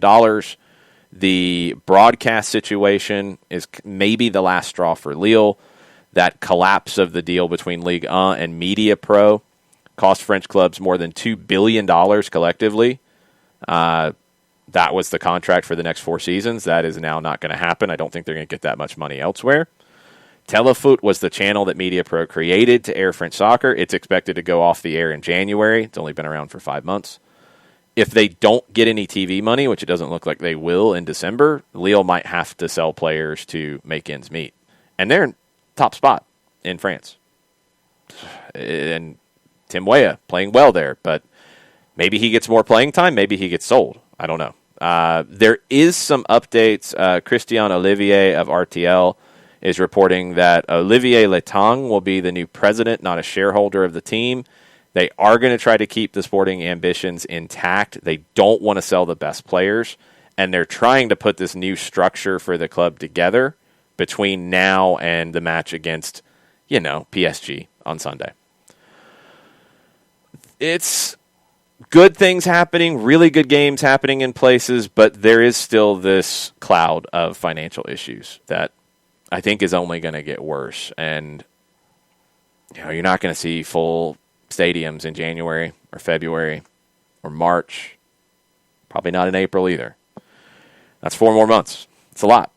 And how clubs manage it, who are in precarious situations already, I don't know what the answer is to that. So we'll keep you posted, and we'll keep you up to date on these stories. Lille especially is one to follow because of Tim Weah's presence. Okay, let's get into the questions from you guys on the Twitch pitch and on Twitter, and if any other news breaks, we will jump into it before we go. All right, Kyoto was close to sending Montreal through. Kefsi, I totally agree. It was very, very close. Montreal put up a much better fight than I expected. Not quite enough.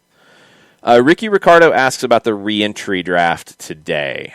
Free agency is open. We've talked about some players to keep an eye on there.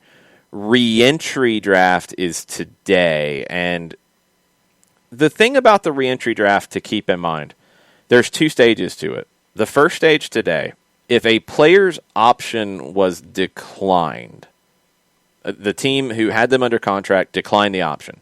If you pick them today, and it's at 1 o'clock, by the way, you are picking up their option. So you're saying, yes, we want them at the number they had previously negotiated. Yes.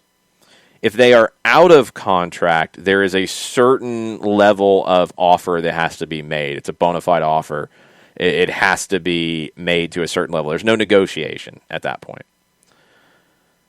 If you wait until stage 2, which will be December 22nd, you're picking up their rights, and you can then negotiate. So you're basically just getting the first right of negotiation for a player.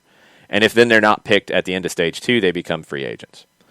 So today might not be all that busy because you're picking up options. And if you don't like the number that somebody's on, you're going to decline that. So you might try to wait until stage 2 and then negotiate your own deal.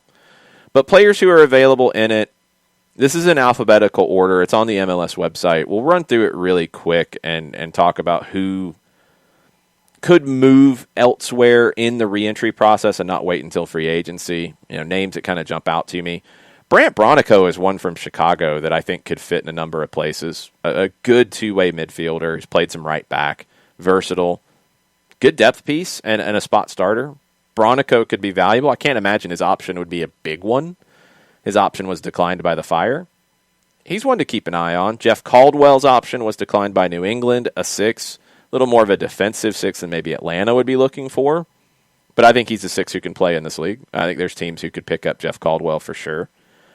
Josue Coleman's an interesting one. His option wasn't picked up in Orlando. It's probably a big number. I don't think he goes today.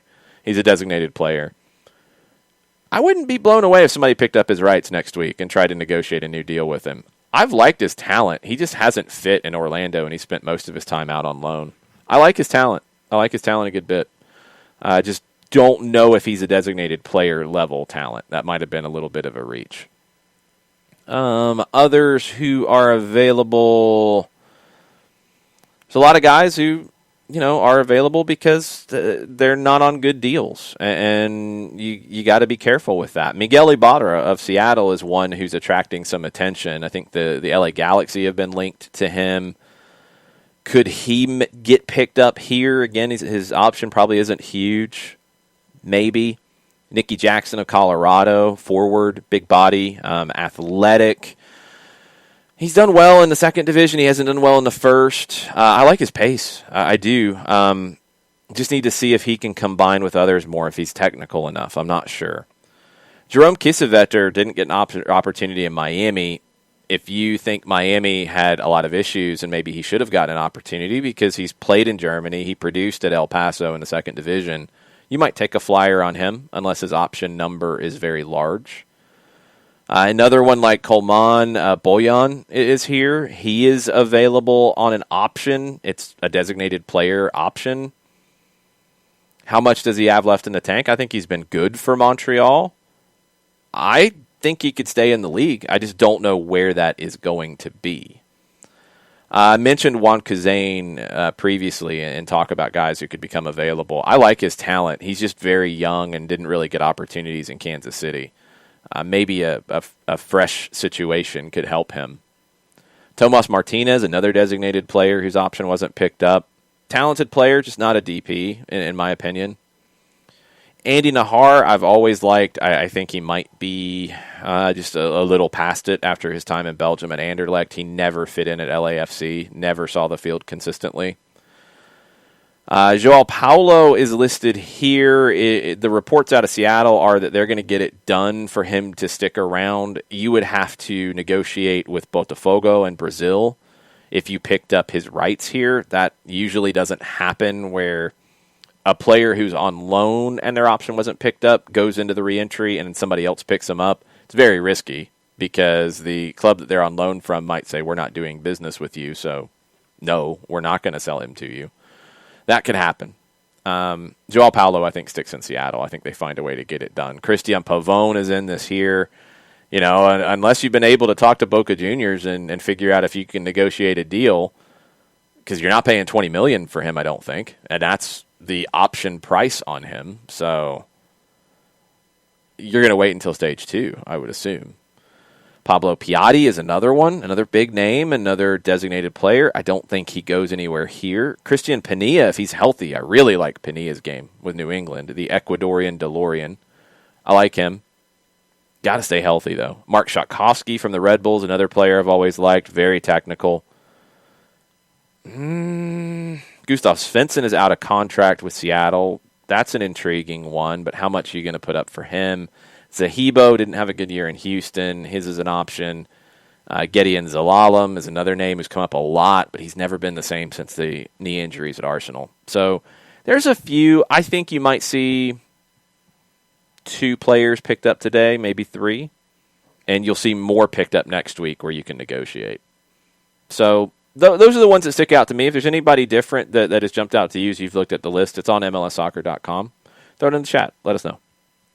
Christopher Abel asks, so how does the time at which the MLS season start help or hinder us in our quest for the 2021 Scotiabank CONCACAF League title?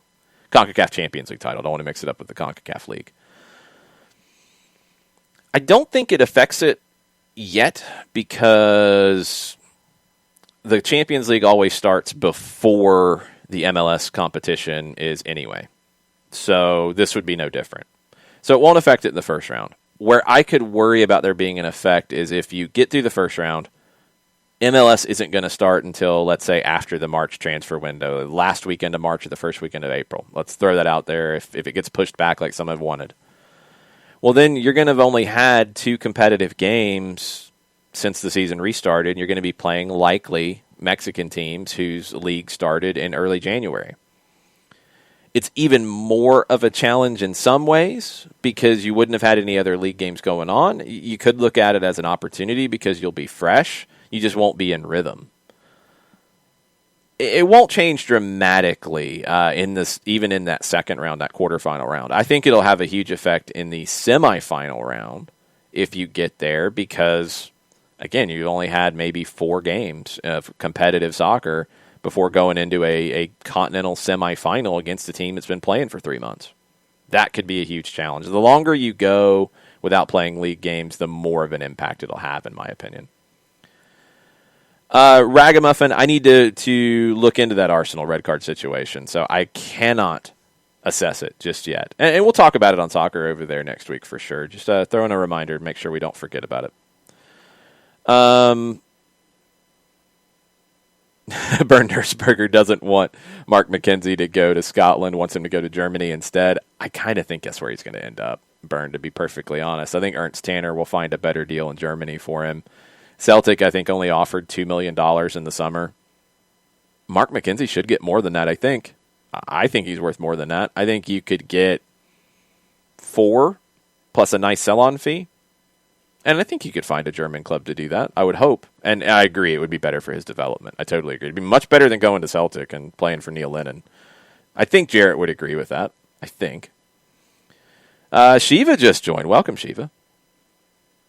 Let's see. What else we got? Christopher Abel. Watch LAFC win CONCACAF by beating all 4 Mexican teams. That would be epic. It would. It would change the narrative. Look, all the top MLS teams want to be the first team to win the CONCACAF Champions League. You had DC and LA Galaxy win the CONCACAF Champions Cup when it was a little bit different format, honestly more of a format like it is now. You haven't had anybody win the CONCACAF Champions League. Montreal got to a final, which I'd forgotten about. Thank you, Rich Ransom. Real Salt Lake got to a final. Toronto got to a final. If LAFC could win it, it would be great for the league. People will make a whole lot of it. And they should. It's a big deal. It's a weird one, and I think it's the best setup possibly to do it because you'd be playing these games at a neutral site at a weird time of the year. They can beat Club America. Tigres might be a little tough. I think Tigres is the favorite at this stage. Although Olympia could give them a game. Olympia is just playing really, really well. They're very unified. They're going to make it difficult for Tigres, but I think Tigres is the clear favorite at this point. Okay, Christopher Abel about Gattuso and his comments about cursing at referees. This is why I want someone like Gattuso in Atlanta. We have never had a manager willing to call out the refs. Could you imagine Gattuso in charge this year? The press conferences would have been legendary, especially after the 5th or 6th time we got screwed by a bad call. Chris, and I know you've maybe I'm wrong in here. Let me not go there because I'm not 100% sure, but there are people who have called out the referees before. Listen to Stephen Glass. Like Stephen's press conferences, he's been pretty clear in what he thinks about the referees. It's been happening. This was a horrible year for referees. There were a lot of very difficult decisions that went against Atlanta. It was very frustrating. I thought Stephen Glass showed his frustration. Gattuso does. He would get a lot of fines in MLS. If Gabriel Heinze is the manager, he's not going to be shy at all about talking about referees or anything. So I think you've had it already with the interim manager and Stephen Glass, and you will have it going forward. Tata Martino did too. It took him a while to mention referees, but then, yeah, he talked about it when he wasn't happy with it. Stephen Glass didn't hold back. Gabriel Heinze, if he's the guy, won't hold back. It's there. League's got to be a little bit careful. Jason Nick says Jose Mourinho's a crybaby. I think he's trying to be a little slick here in these conversations about Jurgen Klopp. I think he's trying to provoke. We'll see if Klopp takes the bait. Klopp should ignore it. Klopp should ignore it completely. Just let Jose speak into the void. If he starts to engage with it, it's not going to help Jurgen Klopp. That's what Jose Mourinho wants. A lot of people who are coming in are wondering what's going on with John. People will figure it out. He has National Signing Day stuff with Georgia Public Broadcasting. So John made an appearance, and now he is off doing the high school football thing. I think that starts at 11 o'clock. Liverpool-Tottenham, yes. Chris, we don't get enough of this in American sports. We totally get enough of managers yapping back and forth and coaches yapping back and forth and teams yapping back and forth. We do. We need more of it in American soccer. There's this thing about maybe the American soccer mentality that is too youth soccer-ish, whereas, oh, no, we can't say anything bad. Oh, no, we don't. Marcelino Moreno kicking out after getting fouled in a horrible way. Oh, that's really bad. Franco Escobar being angry, that's very bad. No, do it. We need more of it in American soccer. In American sports, we've had it, especially the NBA. We need more of it in American soccer. We need more drama. We need more antagonism. We need those things. We need things to talk about. And I would fully embrace it. But American sports, we've had it, I think. Katie Weaver asked about Jose. We thought he was going amicable grandpa this season, but maybe not. You can't teach an old dog new tricks, right? Totally goes for it. I love it. Jarrett's a little disturbed by John's picture, which, yes, accurate. Sheffield Wednesday is named so because the team used to meet on Wednesdays, Monteflo tells us. I figured it was something like that. I mean, I didn't know that story off the top of my head. I know they're the Owls. I know John Harkes played for them when he first went to England, scored the England goal of the year in an FA Cup win. Who'd he score it on? Peter Shilton. Scored it on Shilton, I think. 91, if I remember right. It was an amazing goal, if you can find it. I know it's on YouTube. John Harkes' goal for Sheffield Wednesday against, I'm pretty sure it was Peter Shilton. Maybe David Seaman, but I think it was Shilton. Okay. What else we got? Is Gremlins a Christmas movie? Uncle No Pockets asks. I mean, if Die Hard is, I think Gremlins has to be, right? Totally. Has to be. Bernd asks about the Lille and Boa Vista situation, and I'm a little confused by it too, because there's been a lot of talk here, obviously with Reggie Cannon at Boa Vista, that he would go to Lille at some point, and that's the plan. Now, the Boa Vista folks have said, no, that's not the case. There's nothing in place already. I don't know the financial situation with that, and I do worry that would this have a trickle-down effect to something like that. I think Boa Vista has at least some degree of independence, but I don't know the full situation, Bernd, and we'll be keeping an eye on it. The Lille one is definitely on my radar, and I'm trying to follow all the ins and outs of it, and we'll keep you posted on tomorrow's show as best we can. Okay, keep running through the Twitch pitch. I totally agree. This thing with the TV rights payments in France, it is bonkers, and it is a massive, scary problem. Big-time problem. PSG will be fine. I think Lyon and Marseille will be fine. I think there's a lot of teams that, like Lille, that will not be fine through all of this. And it's, I mean, you can sue them and try to get the money at some point, but you're not going to get it immediately. And you need it immediately. It's a huge problem. So I don't know how they solve it. I mean, I guess what they're trying to do is get the contract voided out because they're not going to get paid on it, and then resell the rights. And they won't make as much as the contract was for, but can they get some money up front from somebody? They're going to have to hope so. And I believe there's an issue with their relationship with BN Sport, who used to carry them. I don't know if BN comes in with a big amount. BN just re-upped worldwide with the Premier League. I can't remember which regions it covers, but they just ponied up money there. Are they going to have money for Ligue 1? I don't know. It's one to watch because as the number 5 league, Ligue 1 is a little precarious, and this broadcasting situation is going to be a huge problem for them. Huge problem. Caleb Wright on Twitter tweeted at us and said, I wouldn't have been that upset by a loss about last night with Atlanta and Club America because of what's happened in 2020. That and the fact that the team ended 2020 on a high note are what I think make the win so much better. I agree. I think pretty much everybody has been really, really positive about this. And really, really, I think they've looked at it as a good springboard for 2021. So I've been happy about that. The concerning things are the midfield for me. Remedi and Heinemann did not show enough, and I still have questions about what that midfield looks like. Happy with Moreno. Curious to see what you do with the 6. I think Mo Adams will play and be involved in a rotation.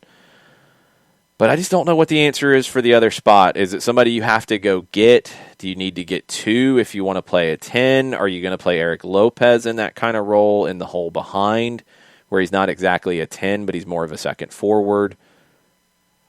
Are you going to mix and match based off the opposition? The midfield is the area that is the most unsettled to me. So I'm curious to see what that looks like. Marshall Voigt is celebrating Matt Voigt's graduation from Georgia Southern this morning. Matt in front of the Tormenta sign down in Statesboro. Very, very cool. Congratulations, Matt. Marshall, thanks for throwing that along. Thanks for listening. Appreciate it. Back to the Twitch pitch. Now we're talking about Nick Nolte and Gary Busey. I'm going to leave that one alone, guys. This is what happens on the Twitch pitch sometimes. Kefsey with a question. Why does Fox's CONCACAF graphics for league affiliation show Canadian teams with an American flag? I don't even know if that's on Fox. I think that's on either CONCACAF or whoever is producing their broadcast, and I don't know who that is. I don't think Fox is producing the broadcast because it's different graphics than the normal Fox graphics. So that's on somebody else, but I don't know who's messing that up because, yeah. It's not about it shouldn't be about the league that they're in, Jason Nix, because they don't qualify through league play. They qualify through the Canadian Championship. So they qualify as Canadians, not as Americans. So I don't know. I got nothing. And this year they did play more in the U.S. That's true. Christopher Abel says, I could build a good team through the reentry draft, assuming I could get everyone to sign. DC did that after their awful 2013 season. They went whole hog on reentry and brought in a lot of good pieces and got a quick boost. There's talent there. You've got to see these option numbers, and there's some that you might think the talent is good, but the number for that contract, that option could be a bad deal. And that's the hard thing with a cap league, because you look at talent and you're like, I like this guy, I like this guy, I like this guy. And then you look at value or the contract they're on, and you're like, oh, I don't like them that much. That's the challenge. Or I like them, but I don't have room for them in my cap. And that's the other challenge. So it's not easy putting these teams together. It is not easy at all. And it is something that the good teams do consistently. It's something that teams do a good job of recovering from. It's something that some teams have never really got their head around, sadly. Just the facts. Jarrett yelling about Mark McKenzie. He will go to Germany after he goes to Celtic and jacks up his value. He's not jacking up his value under Neil Lennon. Come on now, Jarrett. I know you're biased, man, but Neil Lennon isn't helping Mark McKenzie become a better player. Nope. Shiva with a good question. So if LAFC wins the CONCACAF Champions League, are they legit since they have not won a cup? They are 100% absolutely legit if they win CONCACAF Champions League. Even in a crazy year like 2020, even without having to play a two-leg series, all that, don't care, same trophy, same opportunity to go play in the Club World Cup, they are 100% legit. Somebody needs to do it. I hoped it would be Atlanta first. If it's LAFC, they're legit. You can put an asterisk on it. You can try to throw shade on it. I'm not. If they win it and they go play in a Club World Cup and you get LAFC potentially playing Bayern, I mean, in a game that matters, I'm in. It might not end well, but I'm in. Whoever wins Copa Libertadores, LAFC gets them, I'm in. I want to see it. So, yeah, they're legit. I do want to see what the roster looks like soon because they've got to sell Diego Rossi, right? Or Brian Rodriguez. If they can sell Brian Rodriguez for 8 figures, you take it and run. He just hasn't done a ton in MLS. He's done well for Uruguay. He hasn't done a ton in MLS. Aren't you in? Maybe I'm wrong, but I think Diego Rossi is going to be at his max value, if not now, in the summer. That's the hard thing is I think it's a no-brainer normally to sell him now. But with COVID, do you wait till the summer? Can you make that work financially? And then can you have the corresponding moves to reload mid-season and be able to deal with that? It's not easy. The structure of MLS with playoffs does give you a little more flexibility in these things, in my opinion. You can bring somebody in, you can start to integrate them a little more slowly and make it happen. But Diego Rossi can't be there much longer. I don't think he finishes the 21 season in Los Angeles. I don't know if Brian Rodriguez starts it. There's even talk now, John Sutcliffe from ESPN is throwing things out there about Vela to Club America. I don't know if he's speculating on it or if he has heard something or if he is hoping and wishing. I don't know. I don't see that happening at all because they'd have to pony up a whole lot of money. They could. Do they panic buy? Would he want to take it? He's not exactly beloved in Mexico. He would be booed out of a lot of buildings in Mexico. Be interesting to see if it happens.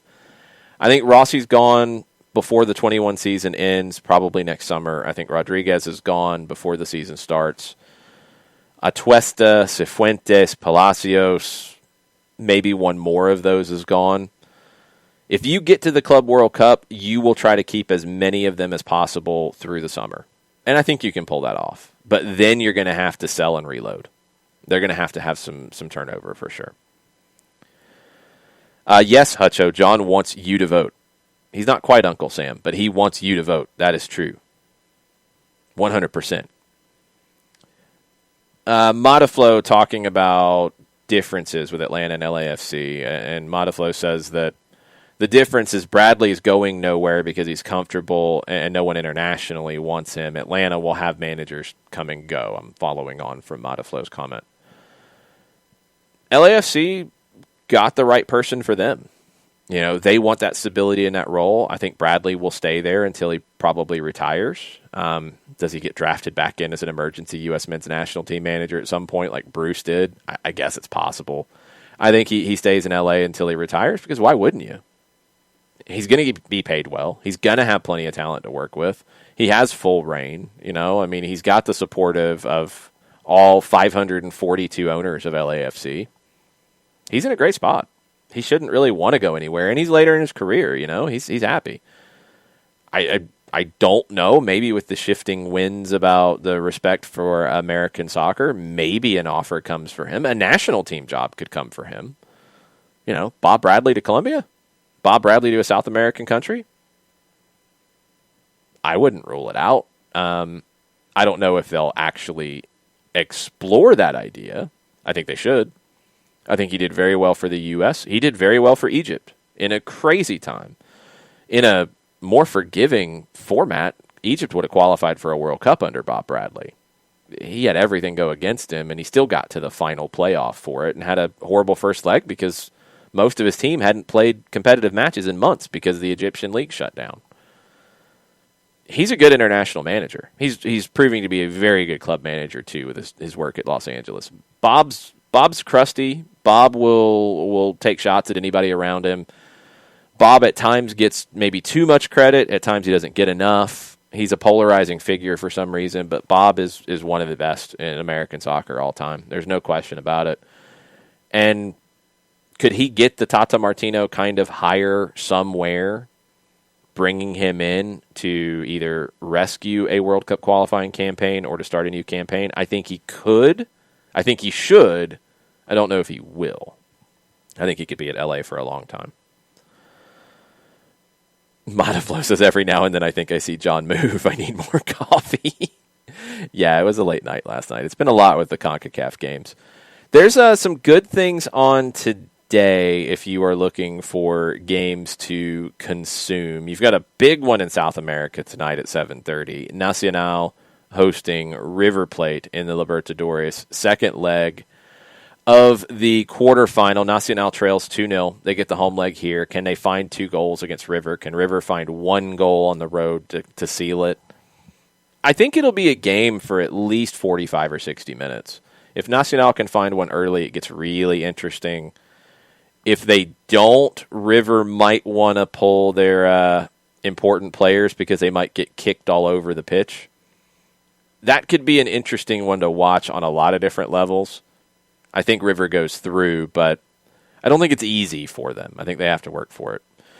Manchester United goes to Sheffield United at 3 o'clock. Roma hosts Torino at 2:45. You got a bunch of Copa del Rey on ESPN+. Those can always get interesting because they play the first division team has to go to the smaller venue. So there could be some fun watches there at 1 and 3 o'clock. And then in Sudamericana, Independiente hosts Lanús. That's at 5:15. That one will be another very tense game. First leg, scoreless. This one is at Independiente. Watch the new Lanús number 10. Atlanta United's had good success with number 10s from Lanús. I like the new number 10 there now, who has replaced Marcelino Moreno in that role. I like him. So keep an eye on Lanús and Independiente tonight. You got games from 1 o'clock on. There's plenty of stuff to watch. Flip around. Tweet at us. Tell us what you're watching today if you are watching games. Let us know what you think about it. Okay, Johannes jumps in, and I've been waiting to see this one get done, and I'm very curious about it. Johannes asks, at what point does FIFA step in to prevent deals like Dominic Szoboszlai to Leipzig from Salzburg for below market value? Or will those deals with sister clubs just become a new norm? I don't know what FIFA can do because they're 2 separate clubs. I don't know how the paperwork works between them, but they're 2 separate businesses. They're 2 separate clubs. I thought there was a release clause with him.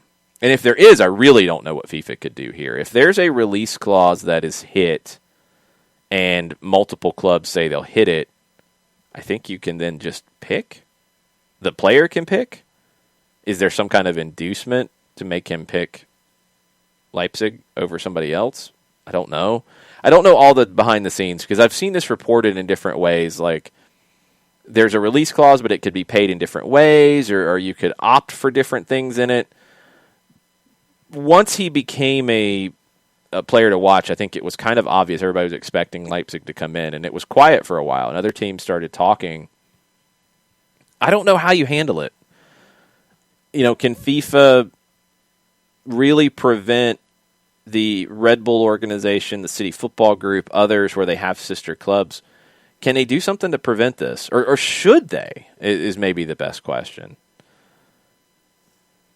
Do agents think twice about players going to these clubs? Because, below market value, I'd agree. It's below market value.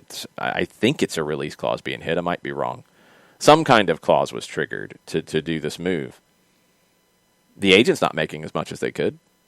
Maybe the player's not making as much as they could for their percentage of it. Do you see players and agents not choose these clubs because of those things? If you're a young player trying to break through, maybe you don't have as much of a choice. But do you see maybe movement away from signing with these clubs because of this kind of situation? I think the market will correct it and find the right solution. I don't know what FIFA can do, but it's a good question. It's a good question, Johannes. I don't know how they handle it. I don't think they get away from the sister club situation. It sounds like English clubs are looking at more and more trying to create these situations and either buying clubs in other countries or at least creating strong partnerships and investments. There's benefit to it, obviously. This is a prime example. What could FIFA do to change it? I don't know.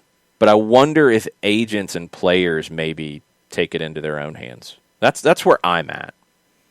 I think maybe you see agents start to steer players away for these situations.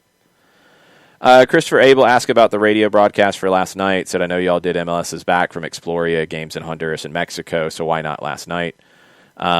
I don't know if LAFC did or not. Rights for CONCACAF are like a whole different situation, and it's nothing that I'm involved in negotiating-wise, so I don't know all the details. I know the rights are done on a game-by-game basis, and it's frustrating. We would have loved to have called it. MLS games, there was no issue with that. So it wasn't anything to do with being at Exploria. MLS games are contracted between the radio station and Atlanta United. So that's all booked. If it's an MLS match, it's booked. CONCACAF games are on a little bit of a case-by-case because of the way they structure the rights agreements. I don't think NYC called games. I don't know if Montreal Radio did. In previous rounds, it's hit or miss too. And again, I don't know how those conversations go. I don't know if it's kind of like set a price and see who can hit it or what. But it's not cheap, and I don't know where this one fell. I don't know if the price went up. I don't know if they were really trying to push it to Fox. I don't know if that's a Fox thing, if that's a CONCACAF thing. I don't have the details. I just call the games. We would have loved to have called it.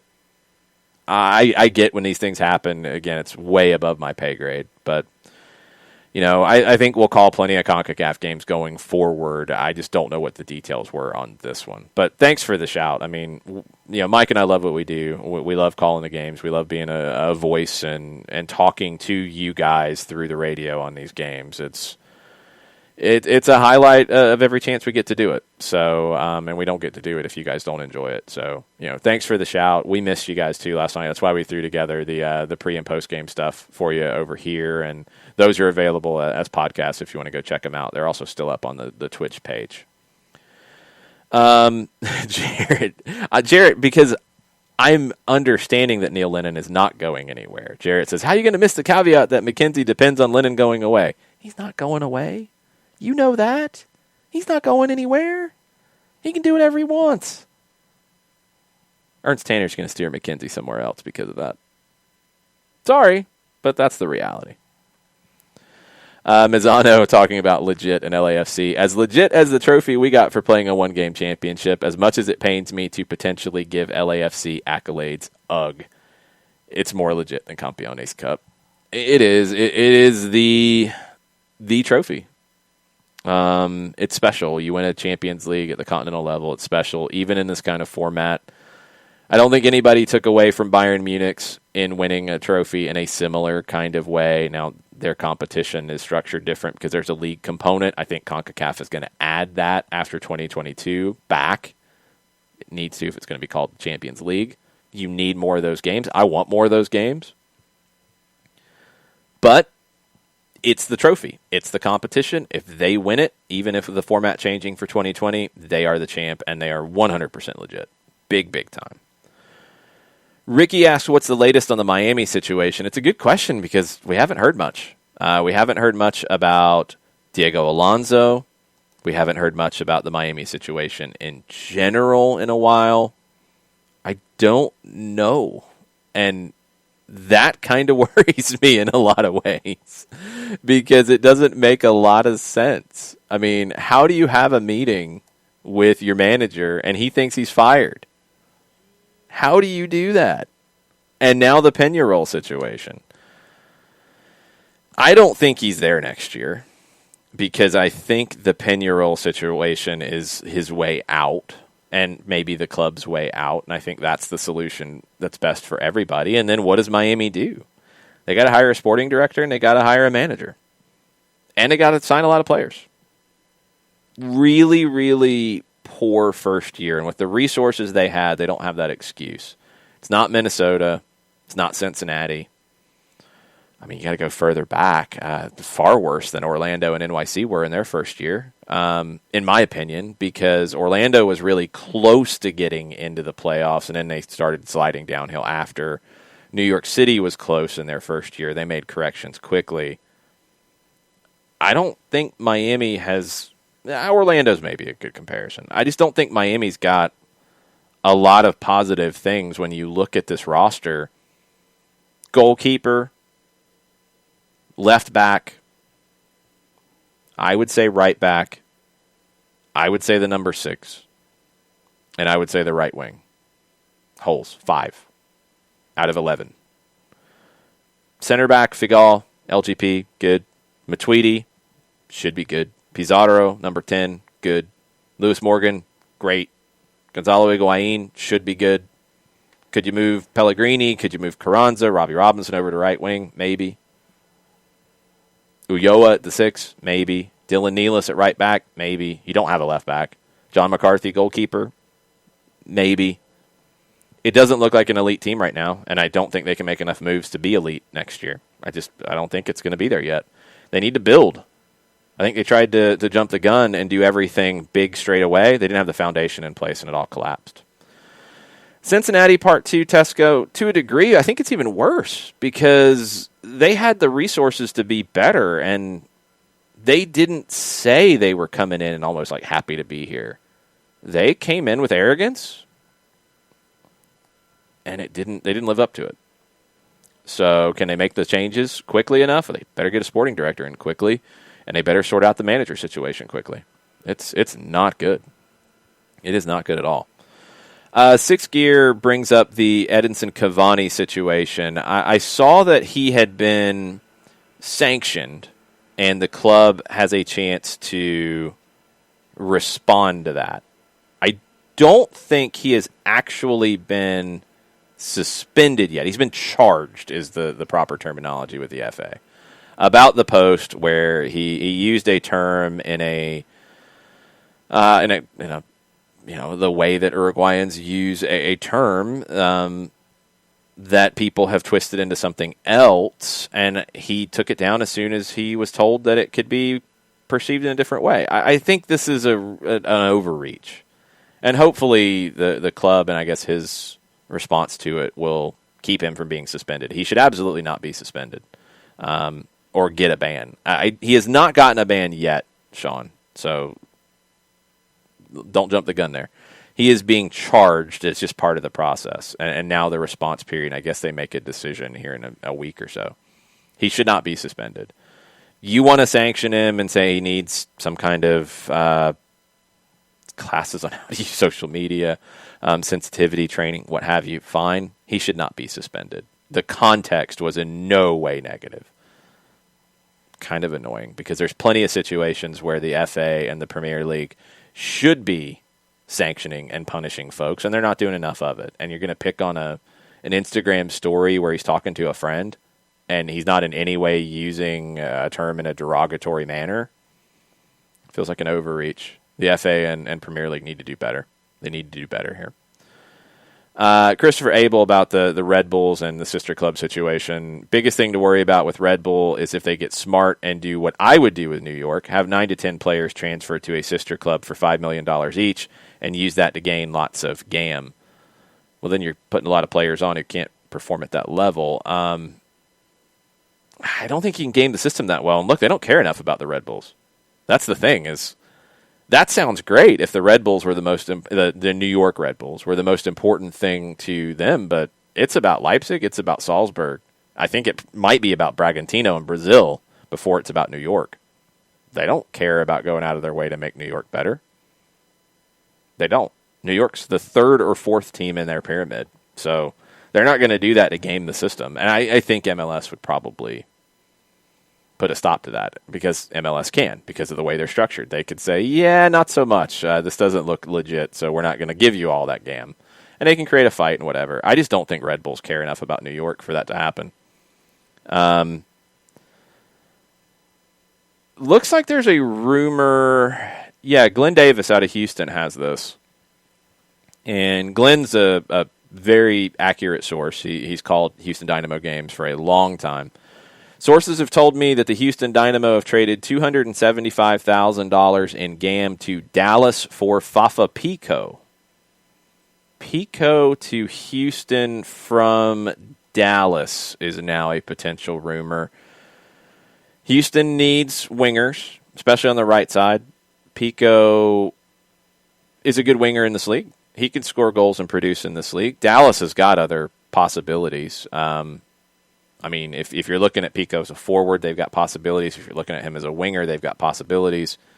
Yeah, they can afford to do it, and they can reinvest that money. So this makes sense for both sides. I think this is a good deal both ways. We'll see if it gets finalized. But that's Glenn Davis of Soccer Matters in Houston. I could see that working for both teams. I think that's a good move. The Schoboschlei thing is now official. Leipzig is delighted to announce the signing of him. He will be under contract until June 2025. I want to see the response to it. Johannes, and your question brings up a really interesting point, but I don't know what FIFA, UEFA can do on it. But I also don't know all the behind the scenes on the structure of these teams and how they're doing it. If they're separate enough, I don't know what you could do. I just think agents and players will sort that out on their own, because agents will steer promising young players away so they can get a bigger transfer rather than these below market value moves from sister club to sister club.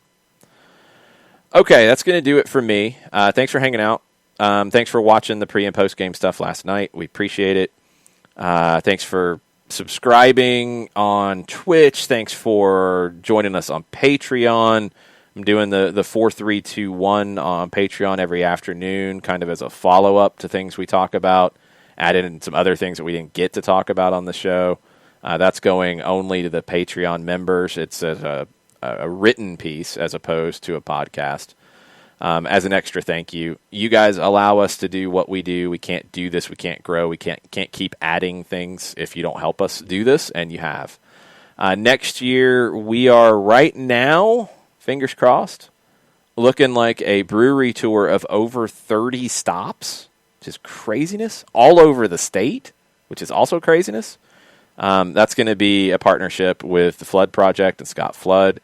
And all the different breweries around. So it's 2021 can be big. Fingers crossed on how fast we can be big. It'll be exciting, and we hope to see a bunch of you guys out there having a beer, talking soccer, and loving what will hopefully be a return to something resembling normalcy. But thanks for being part of the show and giving me a semblance of normalcy this year. So I really appreciate it. Be back tomorrow with a Freestyle Friday show. We'll get you caught up on re-entry draft. We'll get you caught up on the South American games tonight.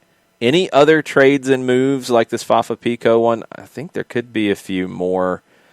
Maybe Atlanta United rumors continue to pop up about Heinze, about Almendra, about anybody else.